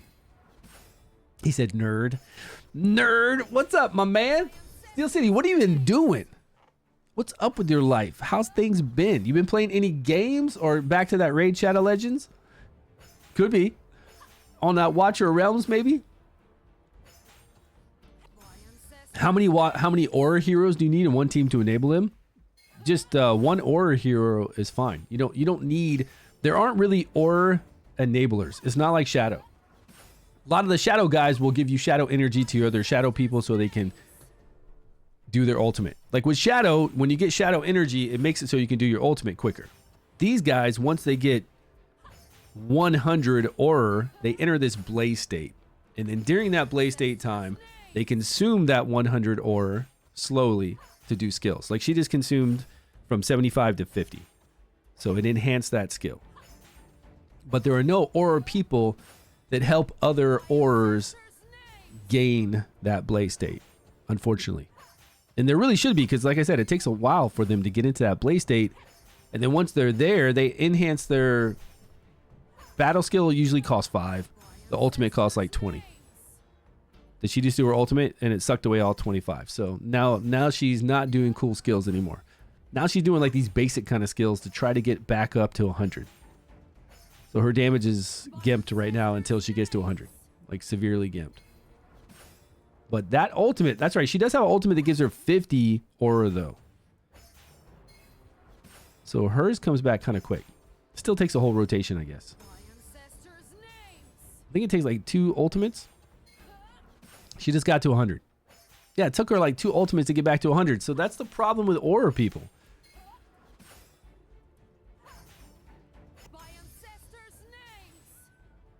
Yeah, I know you do, man. I remember.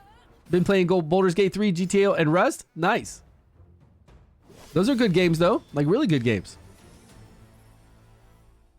What'd she get? Like, no damage. This lady... What? What's wrong with her? Look, what is really wrong with her? If we put her up against a whole bunch of targets, maybe she'll do better at AoE, but that's not true because... Look at the damage, guys. Look at that damage. It's like she's naked. She's using the same gear we just had on that last one.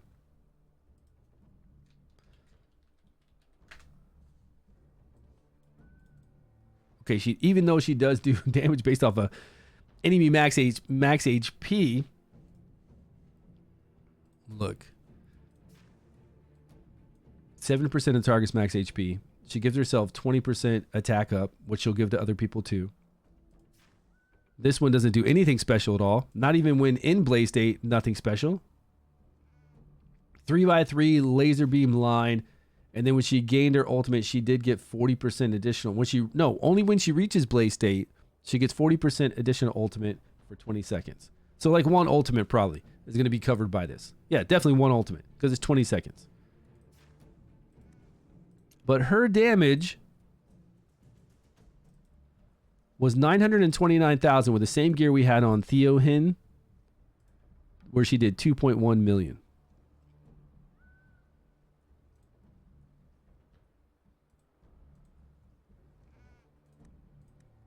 I feel like this girl's broken. I guess because she's not doing anything special here and it's a 3x3. But we can't really say that she's not like an AoE custom hero because I feel like we can compare the two, but they both do AoE. I'm pretty sure they both do AoE. Doesn't she do AoE as well? Yeah, she does 3x3 and then a cross section. So yeah. If we did do 3 or 5 targets, this girl would blow her away, like absolutely blow the damage away on her. She's a buffer, but she's not a buffer for the exclusive, man. You don't want to put her in there. That damage difference, you wouldn't do that. She's not increasing damage enough to overcome her lackluster damage. Like her buffs aren't increasing damage enough. That critical damage is only for herself. This right here is only for herself. This ultimate, This ultimate damage increase is just for her. It's not for everybody else. Ultimate skill damage bonus for 20 seconds to an aura. No, this is to an aura ally. Whenever they enter blaze state. Oh, you're right. This is to an aura ally, but it should be. Okay, is it going to be like, is this random or is it every ally? So 40% additional critical damage to them along with 20% additional attack. Okay, we can do this easy. We can do this really easy. First off, I want to see how many does she do it to everybody. Anybody reaches blaze state, do they get. It doesn't matter, right? It's not random. It's just a passive. It doesn't say there's a cooldown to it. It doesn't say anything. It says when all these guys reach blaze state, they should do 40% additional, which, remember, it takes a long time to reach blaze state. So it's not every time they do their ultimate, they have 40% additional ultimate damage. It's like every 3 or 4 ultimates, they get 40% additional damage to that ultimate. Because right now we're not in blaze state. Not bad for a prototype. Okay, no, is he in it? Who's in it right now? The song of the tides. Who's getting it? There's ultimate, there's ultimate, there's ultimate. So they have it on right now, and it's for 20 seconds. It's that additional sword. Not bad. Okay, it's gone, and it's for 20 seconds. So really, honestly, they're only going to get one ultimate with 40% additional damage. The song of the tides. So that's gone away. They do have the 20% increased attack that she's giving them whenever she does her ultimate. That is coming up. But as far as that blaze, that 40% additional for that ultimate, it's not very often. But it is good that it's for everybody and not random. Listen. The song of And it doesn't have a cooldown, but again, it's not... We haven't seen it again yet. There it is. It's over on this guy. Not bad for a prototype. The damage dealt up. It's just, it's too far in between to really warrant that. But let's see. We're going to test this right now. We're going to come over here to... Let's stop this fight.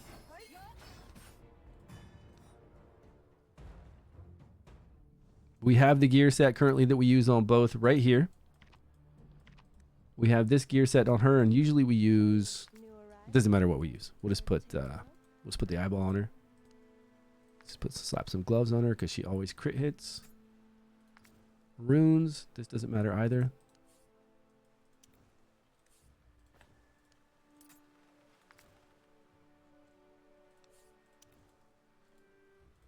Okay.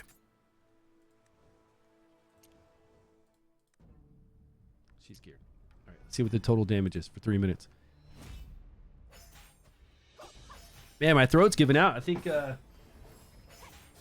I don't know. I don't want to say my kids are getting me sick. I hope not. I don't want to get sick. I think I've just been streaming a lot. I'm streaming in the morning. I'm streaming in the afternoon. I'm yelling all day long, probably talking. I'm making YouTube videos. I'm talking too much.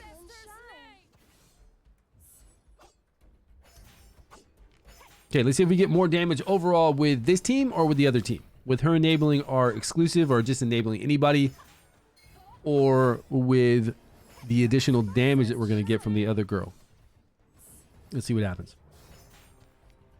Because really we're only bringing 2 DPS in on our 3 support team for Vortex. We could bring in 3 DPS with a 2 support team. That's viable too on Vortex. We won't last as long, but maybe we can do some more upfront damage quicker. Exclusive hero with the same gear. Yeah, we're going to keep the same gear on the exclusive hero, and we're going to keep the same gear on her as well.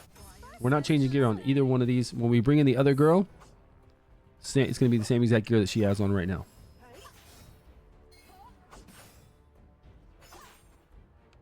So we'll see if there's 20% additional attack and 40% additional ultimate every minute is worth it.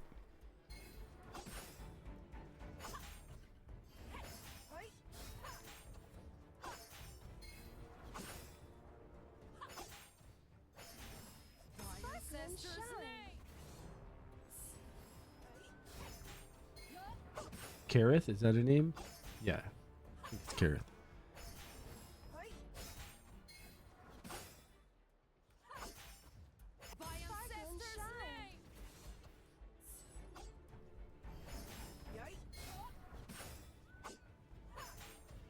Maybe a beer would help? Yeah, maybe a beer. You know how long it's been since I've had a beer, Steel City? I need to go out. I need to go out and do something so I can enjoy a beer. Like a Cherry Blossom Festival or a really nice day out at a festival. Walk in the streets of Tokyo, something like that. Enjoy a beer, you know? I don't drink when I'm home. Well, I did, right? When we used to stream. I used to open up shards and drink all the time. But that was the only time I drank. Is when I opened up shards or if I went out to something like I just said. So right now we got, I don't know the total amount. It doesn't show the total amount, so I'm just going to type down these numbers. That's for her, and then this is for the exclusive 2.267. All right, I've got the numbers. Redeploy.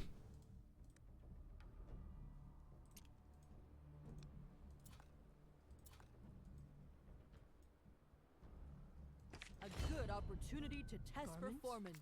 Hairstyles? Delicacies? What do these have to do with research? That girl.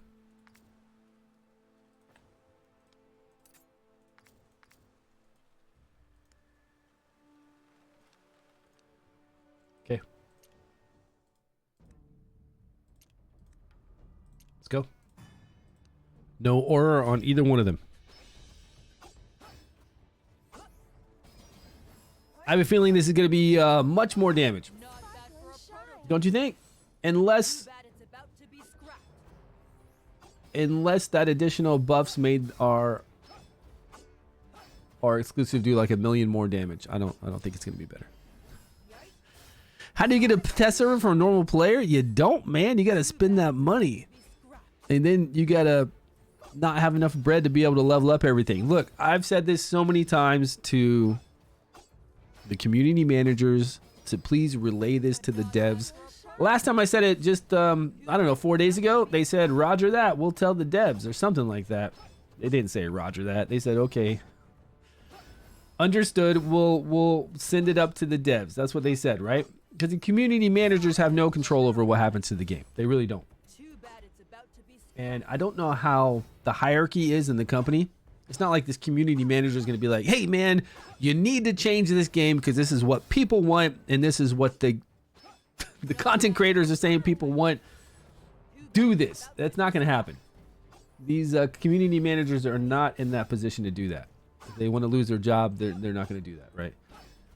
So they just take everyone's Not bad for a prototype. request that I guess kind of makes sense, and then they put it up the chain. I'm trying to find exactly what I said and what they said about it.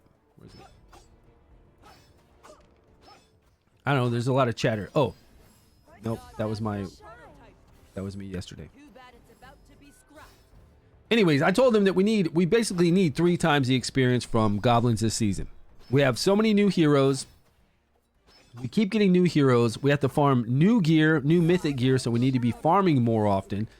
There's only so much gear you can have. There's only so much stamina you can have anyways, because even if you're a whale, you can only get 4 refreshes a day of stamina? It's not like there's just ways to have crazy amount of stamina. Even if you're a whale, even if you buy it, there's not a way to do that. Too bad it's about to So I said players want to be able to test out heroes without having to look at us test heroes on the test server. And they are not going to want to buy heroes. And this is what I told him. I said they're not going to want to buy shards to get new heroes if you don't allow them to do that. That makes sense, right? If you don't allow players to have fun in your game for that season with all their new heroes, because you don't give them enough stamina and enough experience, they're scared to try anything else. They're not going to want to spend money and get all these new heroes. Why would they spend money and have a roster full of all these new heroes if they can never play them throughout the season? Or at least play test them. And even level something up and never use it again, but level it up so they can try it out. Right? That's the fun of it. And, they said that they would send it up the chain. But I say it all the time, so.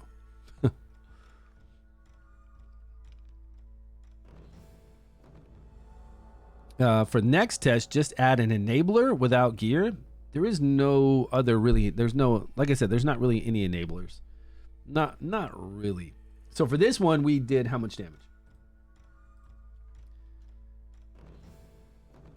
How come that other girl did more than...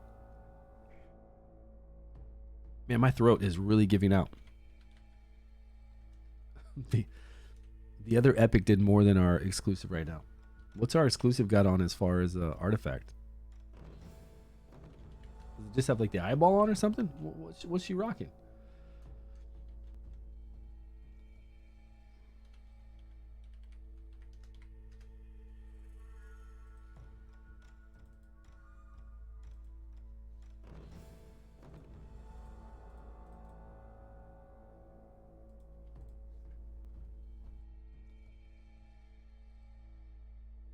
Man, I might have to call it a night. My throat is really going out. Okay, so the exclusive did do less, but here's the 2 different damage numbers. We've got a total of... Okay, this is funny. The exclusive almost did as much as she did with the person that was supposed to be enabling her. That's how bad it is. We're getting 20% additional attack. We're using the same exact gear. No different gear, right? I should change these around so you can see. Like this is from... The first number is going to be from the exclusive, and the second number is from the epic, right? Supporting. So this exclusive, we didn't touch the gear at all on the exclusive. And for that run with the girl that's supposed to be helping her out with a 20% additional attack, along with the 40% additional ultimate damage every long time. Believe me, it's a long time. It's nothing that's happening very often. That's how much she increased her damage. That one girl who does this much, 941,000, increased her from 1 million, 1.9 million to 2.2. So not a lot. Not like I said, a lot of these enables, especially like Avelius, is that his name? That guy, the elf, Avelius. Unless you have a specific team with one hero that's going to do a lot of damage and you want to get a couple buffs on that hero to increase its critical damage and its attack, that guy right there sucks so bad that you would never play him. Because he doesn't do enough damage himself to increase, you know, to offset. He doesn't add enough damage with his buffs to offset how bad his damage is. Just does not. Not even close. Unless you have somebody like this guy that's ready to nuke everyone, and he's powered up with, you just want to power, and you have Avelius and you want to power him up, right? But this guy is terrible. Like, all these buffs do not make it worth playing him, which looks like it's this case for this lady. Like, all those buffs she has do not make it worth playing her. When you can bring in somebody else that can actually nuke just as good, it's not worth it. Because if we add up these two numbers, obviously this one with 4 million is better than this one with 3 million. Yeah, she's an epic. This girl right here is an epic. She's an epic and she's doing great damage. She's kind of like a Total Nan because she increases her attack by so much. Permanently by 50%. Total Nan is a little bit of advantage over here because Total Nan gets 20% crit rate and then increases her critical damage by 100%. Be really cool if this girl had 20% crit rate and then gave herself over time 50% additional attack, then she'd really be on par with Total Nan. I mean, she's not that far away with the same gear pretty much. Actually, these two did not have the same gear on. We could try them out with the same gear and see how close they are. But she is an epic, yeah. So that that one we tested out here, I just don't I don't think she's worth it. And it's been the same consensus with Gorax, who's played all these guys, and I'm sure, I don't know how deep Hype Pseudo went with all these. I don't know if he went over all the Aura ones. Like how detailed he went with all of them. Try the rare Aura hero. I don't think the rare Aura hero does anything just looking at the skills. And I do love a rare to do well. Believe me. I love a rare to do some work. But this guy, when you look at his abilities, he gains 50 aura at the beginning of the battle so he can get to his blaze state faster. That's cool. But here, he does nothing. Just generating some, but when he's in blaze state, doesn't do any additional effect. So he's got a 3x3 hit of 340%. 10-second cooldown. This is standard, right? This is just like normal anybody out there. Strike the enemy 2 times with a 3x3. Each strike doing 400%. And we ignore 25 of their defense. Yeah, this guy's not going to do anything. Same Gary's going to do pretty terrible. He's kind of like the Epic. Because look at the Epic. The Epic has a bigger attack. Ignores 30% instead of 20% defense. Has a harder hitting 620% of attack. And then this ability is a 3x3 just like him. But for more damage, and then actually does something when she's in blaze state for more HP damage. And she gets a permanent 50% increase attack overall. So you know that this rare is not going to be anywhere near 2 million with the same gear. I hate fighting, but conflicts always come knocking. Unfortunately, this rare isn't even like an enabler like we had with Nord for Ice Blast. Because at least then we could bring Nord in. Nord would actually do pretty good damage because he's doing his battle skill over and over. And then he would give other people crystals so that they could do their battle skill over and over. But this dude's got nothing. I think they kind of missed it here on these aura heroes, a lot of them. Kind of missed the mark of how long it takes to get to this aura state to where they can start doing some decent damage. I feel like they really missed out on that. And this artifact's not good for the people like this either, because this artifact is only giving you additional damage when you consume aura energy. He's only consuming aura energy on his ultimate, not his battle skill. So really, I don't know. I don't know how I feel about this artifact. Since we've done so many other ones that do the same damage as it now, we know that. Even with the slingshot set up properly, can do the same amount of damage.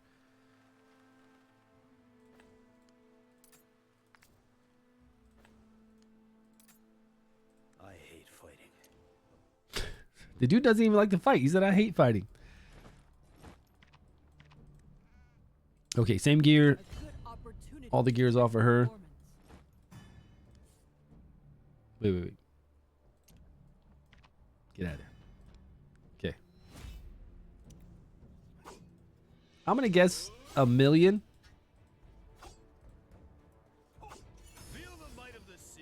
But more geared toward AoE though, right? All these seem to be geared toward AoE because they have such big AoE boxes. Theohen, the epic that actually did really well, the one we just saw, the gnome with the little glasses, she did 2.1 million, but she's got 2 massive AoEs. So when we go up against the dragon or we go up against Mechatork with her, she's going to be extremely strong. Not only is she doing great single target damage, she's going to do crazy AoE damage. So at the end of the season, she's going to be wild. Absolutely wild. This guy at the end of the season, if you only had him to do a aura team, probably better to stick with a rally team, an AoE rally team, than worry about what this little dude's going to do with his 3x3 and his other 3x3. Yeah, some are irrelevant. I mean, you're going to have that with any game that you play. We just always hope, and I always like to see new heroes that just came out for the season do well, especially rares and epics. Like, we always want at least one epic that's extraordinary, which we do seem to have with Theohen here. And I do like to see some rares that are pretty extraordinary. I'd like to see some more rares that are like Usha, Sigrid, Quarion, those type that are like really good.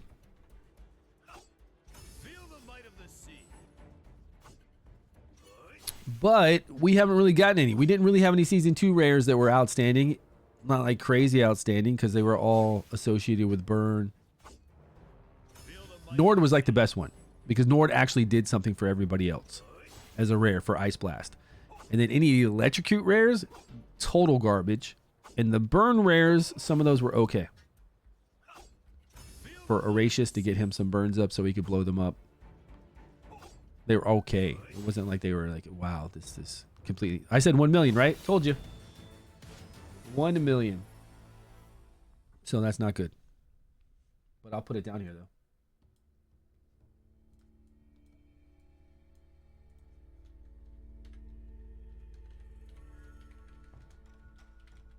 What's his rare's name?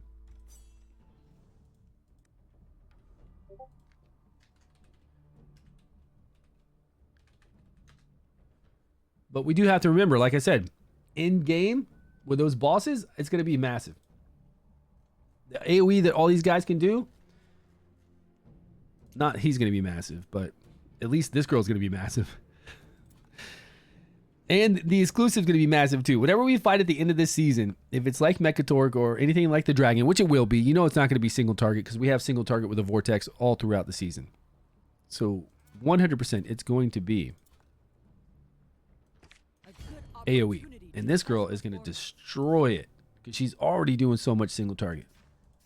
It's going to do crazy damage. Along with her, of course, because both of hers are AoE too. Big AoE. She's going to destroy that. The boss or whatever. To get our damage up, to get massive damage, they're both going to destroy that. Now, we didn't try this one. And she does kind of enhance them too, right? She has increased the hero's attack by 5% for each buff they have up to 20 times. The funny thing is, we don't rely on buffs as an aura hero, right? It's not like we're just throwing out buffs with all these other guys. So why would this one Aura hero, an epic, be made into somebody who really benefits from having buffs on? Kind of odd. Gains critical damage up for 10 seconds, only on herself. So that's a buff. But for the next, okay, we could play 2 Aura allies with her to see what happens when, for the next 8 seconds, an Aura ally attacks. The hero will assist the attack, dealing damage based off of enemy max HP. But this cannot happen more than every 2 seconds. So it would benefit us to have at least 2 instead of 1. While Blaze State launches another coordinator attack when launching a coordinated attack. So 2 coordinated attacks? Okay, let me see how this works out. Let me see what she's doing when she's launching these coordinated attacks.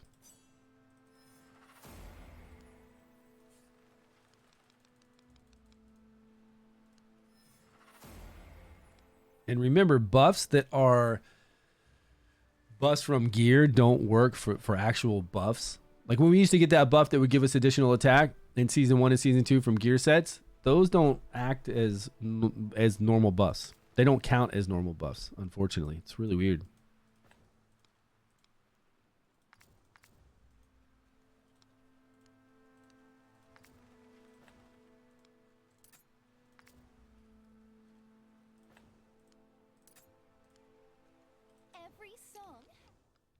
Okay, coordinated attack. She still has her gear on, right? Yep. Okay, let's see what happens here. She should run right there, and then we'll be able to see her fire off. Increase attack, though, in all battles, huh? That's trying to throw us for a loop right there.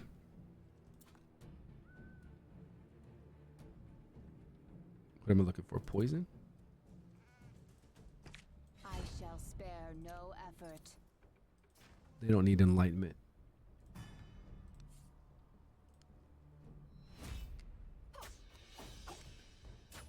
Okay, let's see what we get. Be quenched by my light.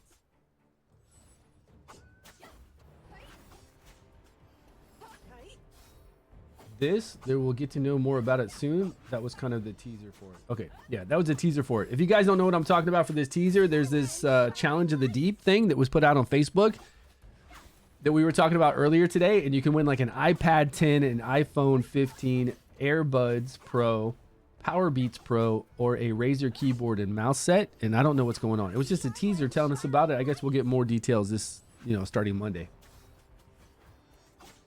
Because it says it's going to start up on the 31st.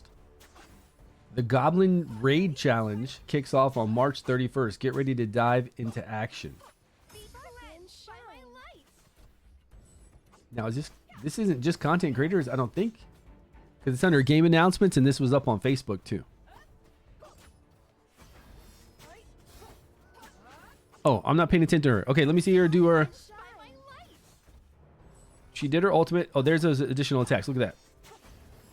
She just shoots them out, too. It doesn't even interrupt her animations.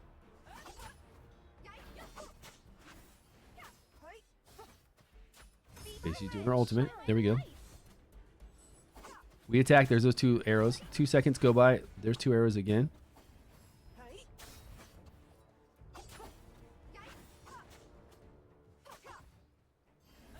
I see her shoot 2 arrows back to back, right? We do an attack. 2. And then she's supposed to shoot 2 again. And there's a 2-second cooldown on that. But if we had another person, a third Aura instead of Hexandra in here, it would call in more attacks from her. So that can kind of be cool.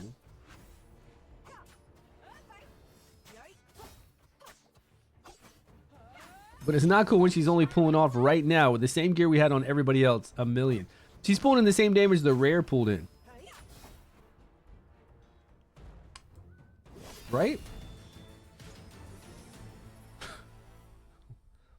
What? Okay, I'm going to put her at 1,000,000, and then we're going to bring in... The problem is if we bring in another, we get a 3-team bonus then. But I bet even if we bring in another, it's not going to be a lot of damage. 1,000,005. 360. What's this girl's name?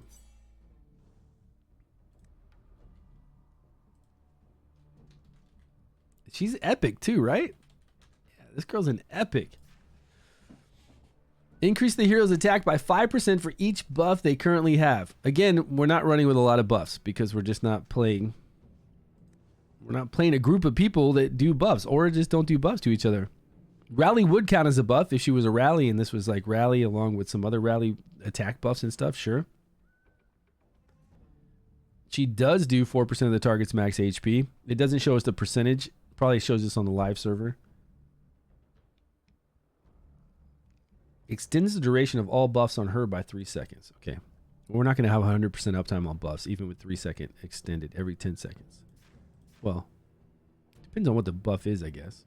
Could be a 10-second buff. We would extend it a little bit, and then somebody else would recast it, I'm sure. Critical damage up for 10 seconds. So the problem is, this ultimate is not strong. Unless you have a crap ton of other people. We need to test it on the test. We need to test it on the Vortex. Because this is doing targets max HP. Obviously, you know, we know for a fact, we've tested this many times, that this test dummy has no max HP. So maybe if she was doing this assisted attack enough on somebody like the Vortex and this hit was good. I still don't see it being good though. Consumes energy and another coordinated attack. Launches. Yes. Right. Put the two worst together. Two people who don't do anything, put them together. Yeah, but look at the numbers we've got on all the other. And there was a lot of complaints about the Aura heroes when the test server first came out. So we've got her as a epic, rare, epic. Total Nan's a epic, of course, and then this is a legendary. We've got one epic that does exceptionally well. We've got this epic that's supposed to empower everybody with increased attack 20% and give them 40% additional ultimate energy, 40% additional ultimate damage every once in a while. Not very often. And she's doing crap damage. We've got this rare doing crap damage. But again, everybody does AoE, right? They all do AoE damage. But still, if you're going to do AoE damage, do it with the one that actually does damage, right? With this epic. Then we've got this epic here who does single target damage. So maybe a single target specialist. But again, damage based off enemy max HP. So we'd have to see how this really pops on the Vortex boss. Let's go over there and see what it hits for. No, not. I mean, they're already geared, so we just throw them in the Vortex, see what happens.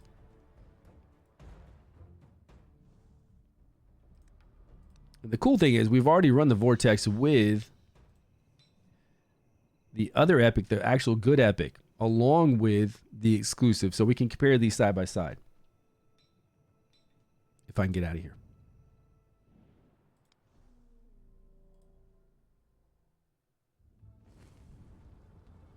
So we've already run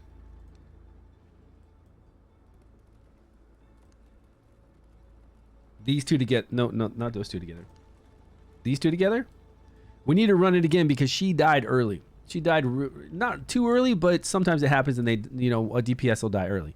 So she died early. We got to 47 million and we needed to run it again with this team.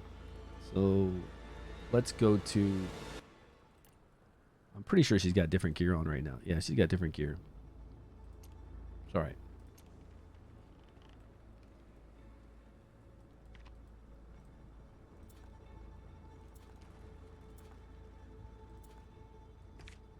Reporting for duty.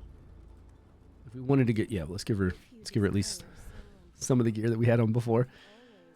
Let's get her some more damage here. That's what she had when we did that last run.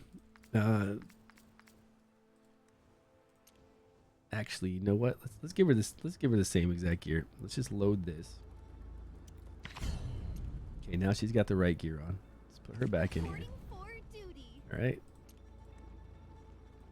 Every song has its audience. Every song has its audience. Is that what she just said? Okay. Such words of wisdom.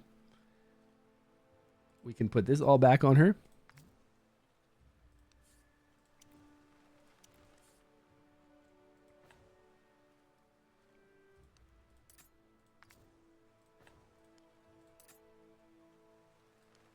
Well over 100% chance to crit. Now we just need to set up the times. Okay.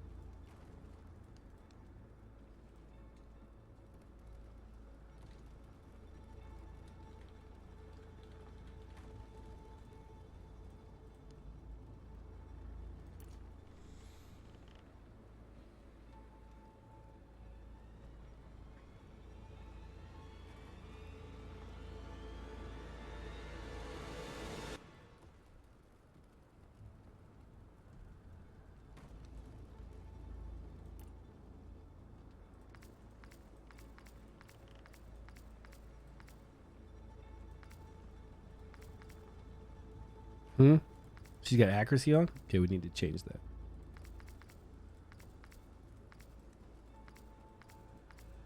We really needed to make sure that he has higher HP, honestly, than Aridith, but we'll just run it the way it is. All we need to do is change that one piece of gear. Every song has its audience.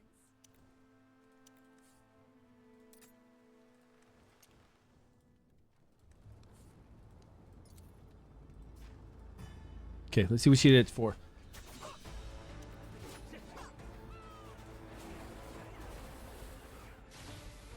So what was she doing? Was she was buffing herself, right? She extends buffs on herself. She gets additional damage if she has buffs on herself. She's got a few buffs right now because we can see that she's getting a recovery over time.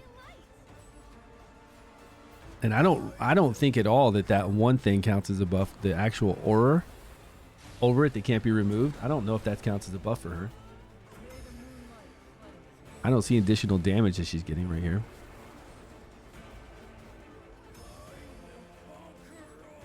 I'm waiting to see if she gets another buff if we see it. Okay. So if she gets a critical damage, she gets the attack buff. Blessing doesn't work either as a buff. Blade doesn't work as a buff. Doesn't count as a buff. Oh, crap. I don't even have my skills going on.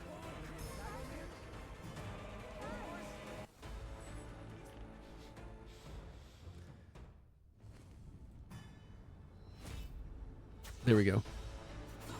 Are they supposed to be? No, they're not. We had them unchecked because we were just looking at damage. We took them off. We were putting at 1x speed and we were checking out damage. That's why they were doing that way. Okay, let's see if she can do this, coordinated attack. And what it hits for, if it hits big or not. Let's wait till we hit the blaze state. Then I think she throws out two coordinated attacks. And we'll slow it down. And it'll be right after. You know what? Does she need the ultimate first then? Does she have to be in like the ultimate to be able to do it? Like right now.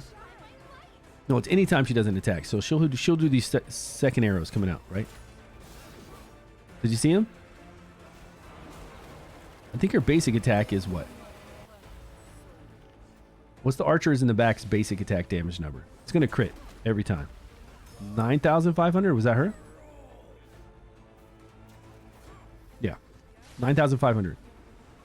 So I'm looking for bigger numbers, way bigger numbers than that. Did she get back to her ultimate quick? Does she have a 16 second instead of a 20 second cooldown?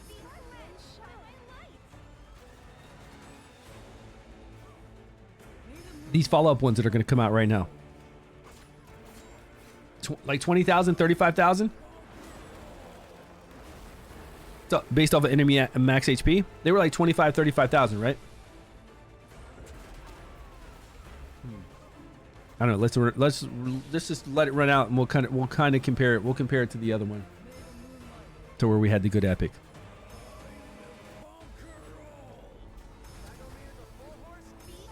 Might be the season Thunder, right? Yeah, I don't think that they're anywhere as near as good as Shadow, and definitely nowhere near as good as Corrosion. But I do think that they're going to be extremely excellent on the in-game boss. Extremely good to do a lot of damage because they have so many AoEs. But let's say if it goes this way. What if the in-game boss is kind of like Mechatork and it's got these little globes that you hit, something like that, some mechanic like that, and those globes don't have a lot of HP.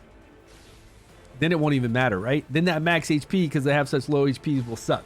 If it's somebody like the dragon, to where the dragon has 3 points that we hit, and those all have some kind of high HP, then it could be good. But honestly, even though they do AoE, if it's those little globes like Mechatork, then their max HP will not really do any good, which would be really sad. That would be extremely sad, man. I hope not.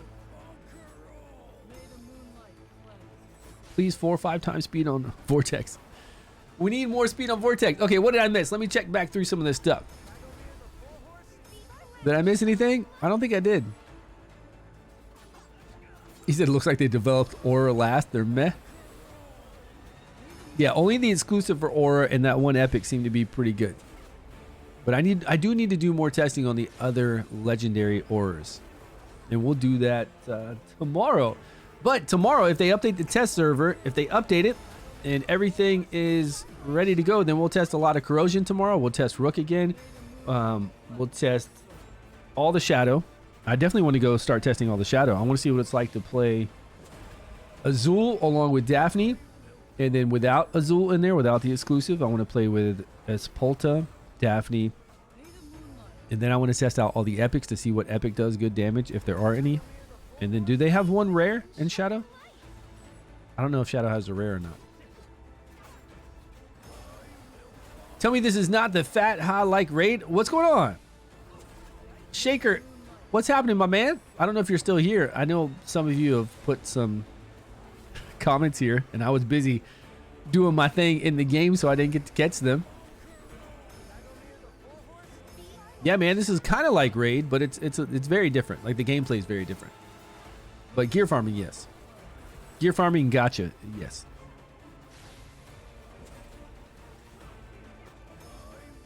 What kind of artifact do we have on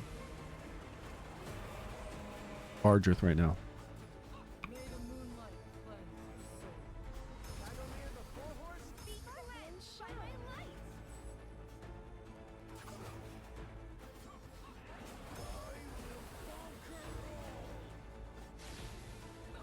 Do you remember the video where you gave everyone through the mail? Look, man, I didn't give him through the mail. That was them. Play the game on season 1, so they changed a little the tutorial. What do you? Yeah, I know they gave him through the mail. I know I did a video saying that the company knows how bad he is, and I just talked about it in Discord a few days ago, and I showed a screenshot of that Discord chat where I said, "Please balance heroes." And balance is goddamn. No, I said, and please, for the love of Jesus, balance this epic that is unplayable. That's been broken since beta. Yeah, I remember I did that video. And I did it all because they gave him out to everybody. But they gave him out to everybody, to all accounts, even brand new accounts. So there's new players that are joining this game that are seeing him as an epic that they got for free. And if you spend scrolls into him, or you spend experience to level him up, you are going to be so unhappy. It's gonna be like it's crazy. It's just gonna, it can make players want to leave the game. Honestly, if they use their resources, they're past day 6, they can't reset anything. They use their resources to level him up. They use their scrolls to scroll him. It can honestly make players want to leave. He's that bad. He's unusable. They didn't answer. Oh, how did they answer? They answered and said, please, no content creator take screenshots from content creator chat because that is private chat. That's how they answered that. Honestly, I'm not even kidding about that. That is exactly how they answered that. And it's not like I can't just take a clip of what I wrote and show you guys. I could do that next time. I don't have to show content creator chat. And from what I remember from that video, I didn't show content creator chat. I didn't show like content creator chat, other people chatting. I just showed my. So in the future, I need to make sure I crop out what I said and show you guys, because it's even though they said something about not showing what we talk about in content creator chat. I mean, there's only so much I can deal with, you know. I can't.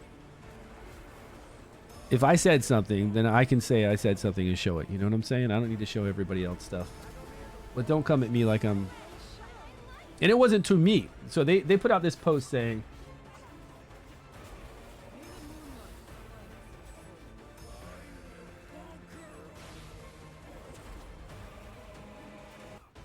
Where is that post at?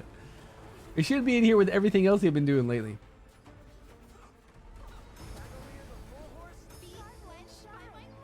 Okay, here it is.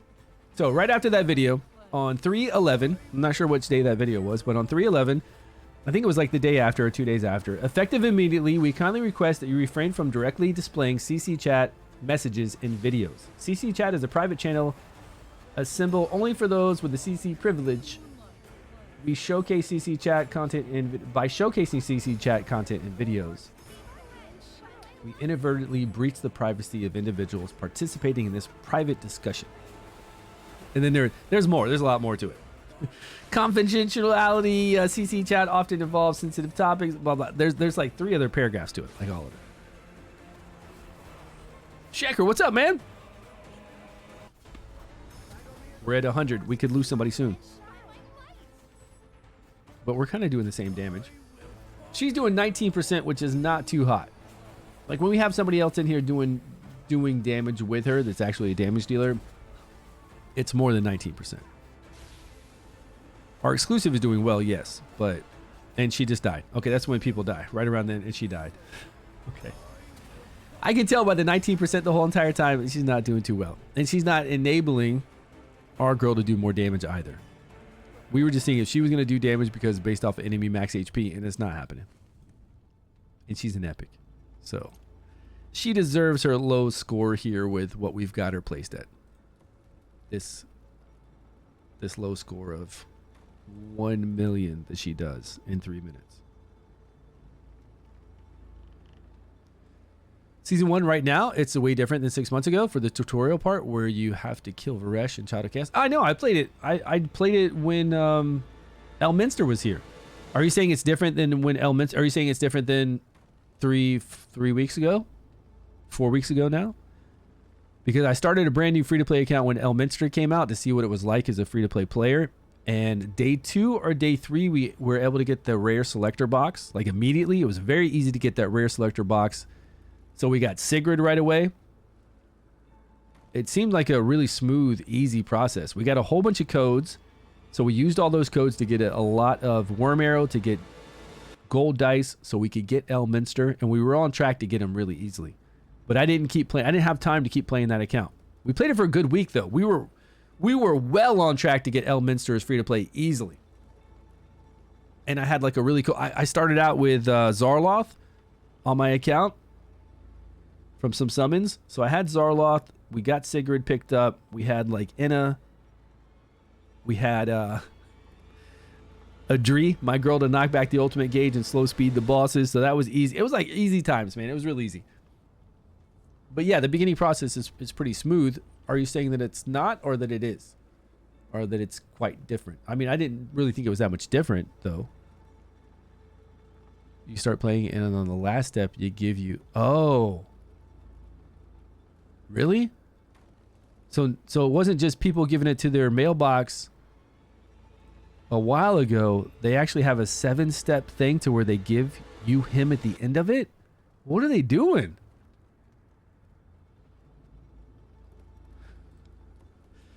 Like, what? Like, legit, what are they doing, man? I don't get it. It's like they're trying to tank their own game? Yeah. If you have a 7-step event for all brand new players, is that right at Child of Chaos? Because we could play a brand new account and get to Child of Chaos in, 30 minutes, right? And fight Child of Chaos and zone into the world. Is it before you zone into the world, right when you fight Child of Chaos, and then the other thing pulls it in? That stuff? It's true you made a new account? Why would they do that? Okay, I'm not going to start a new account now. I got to go to bed.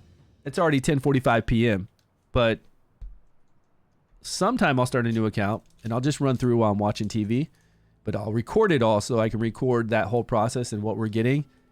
And after me making a video stating about how terrible it is that they gave it to us and how it would affect people, they go ahead and put that guy as a permanent reward. And it's not the community managers. Again, these community managers have no sway over what happens with this game. Absolutely none. And they're not on par with the devs. They can't go in there and say, hey, this is wrong, fix it.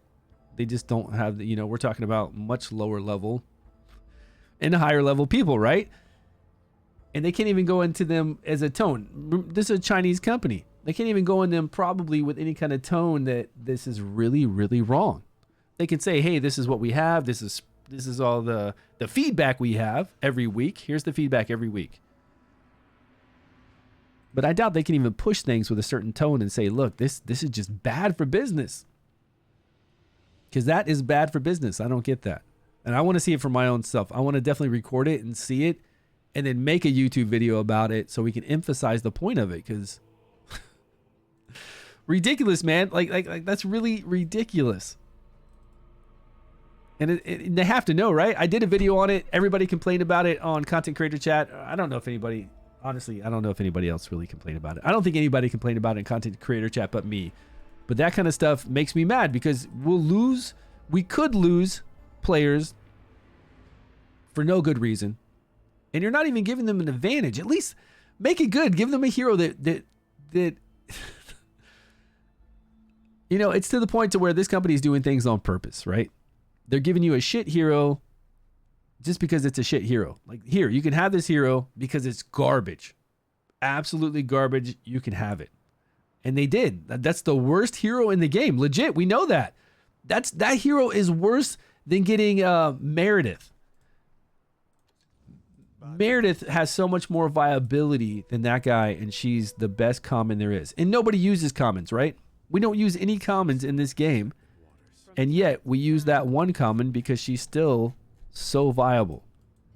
You know Meredith, right? Everybody knows her. She's the healer that does healing based off of max HP. She's a common, so everybody has her. You can put her in high resistance or high tank. She can still do her job as healing. She's awesome. Yeah, she's very good. But no other common we would use because all the commons suck. And this guy is just like that.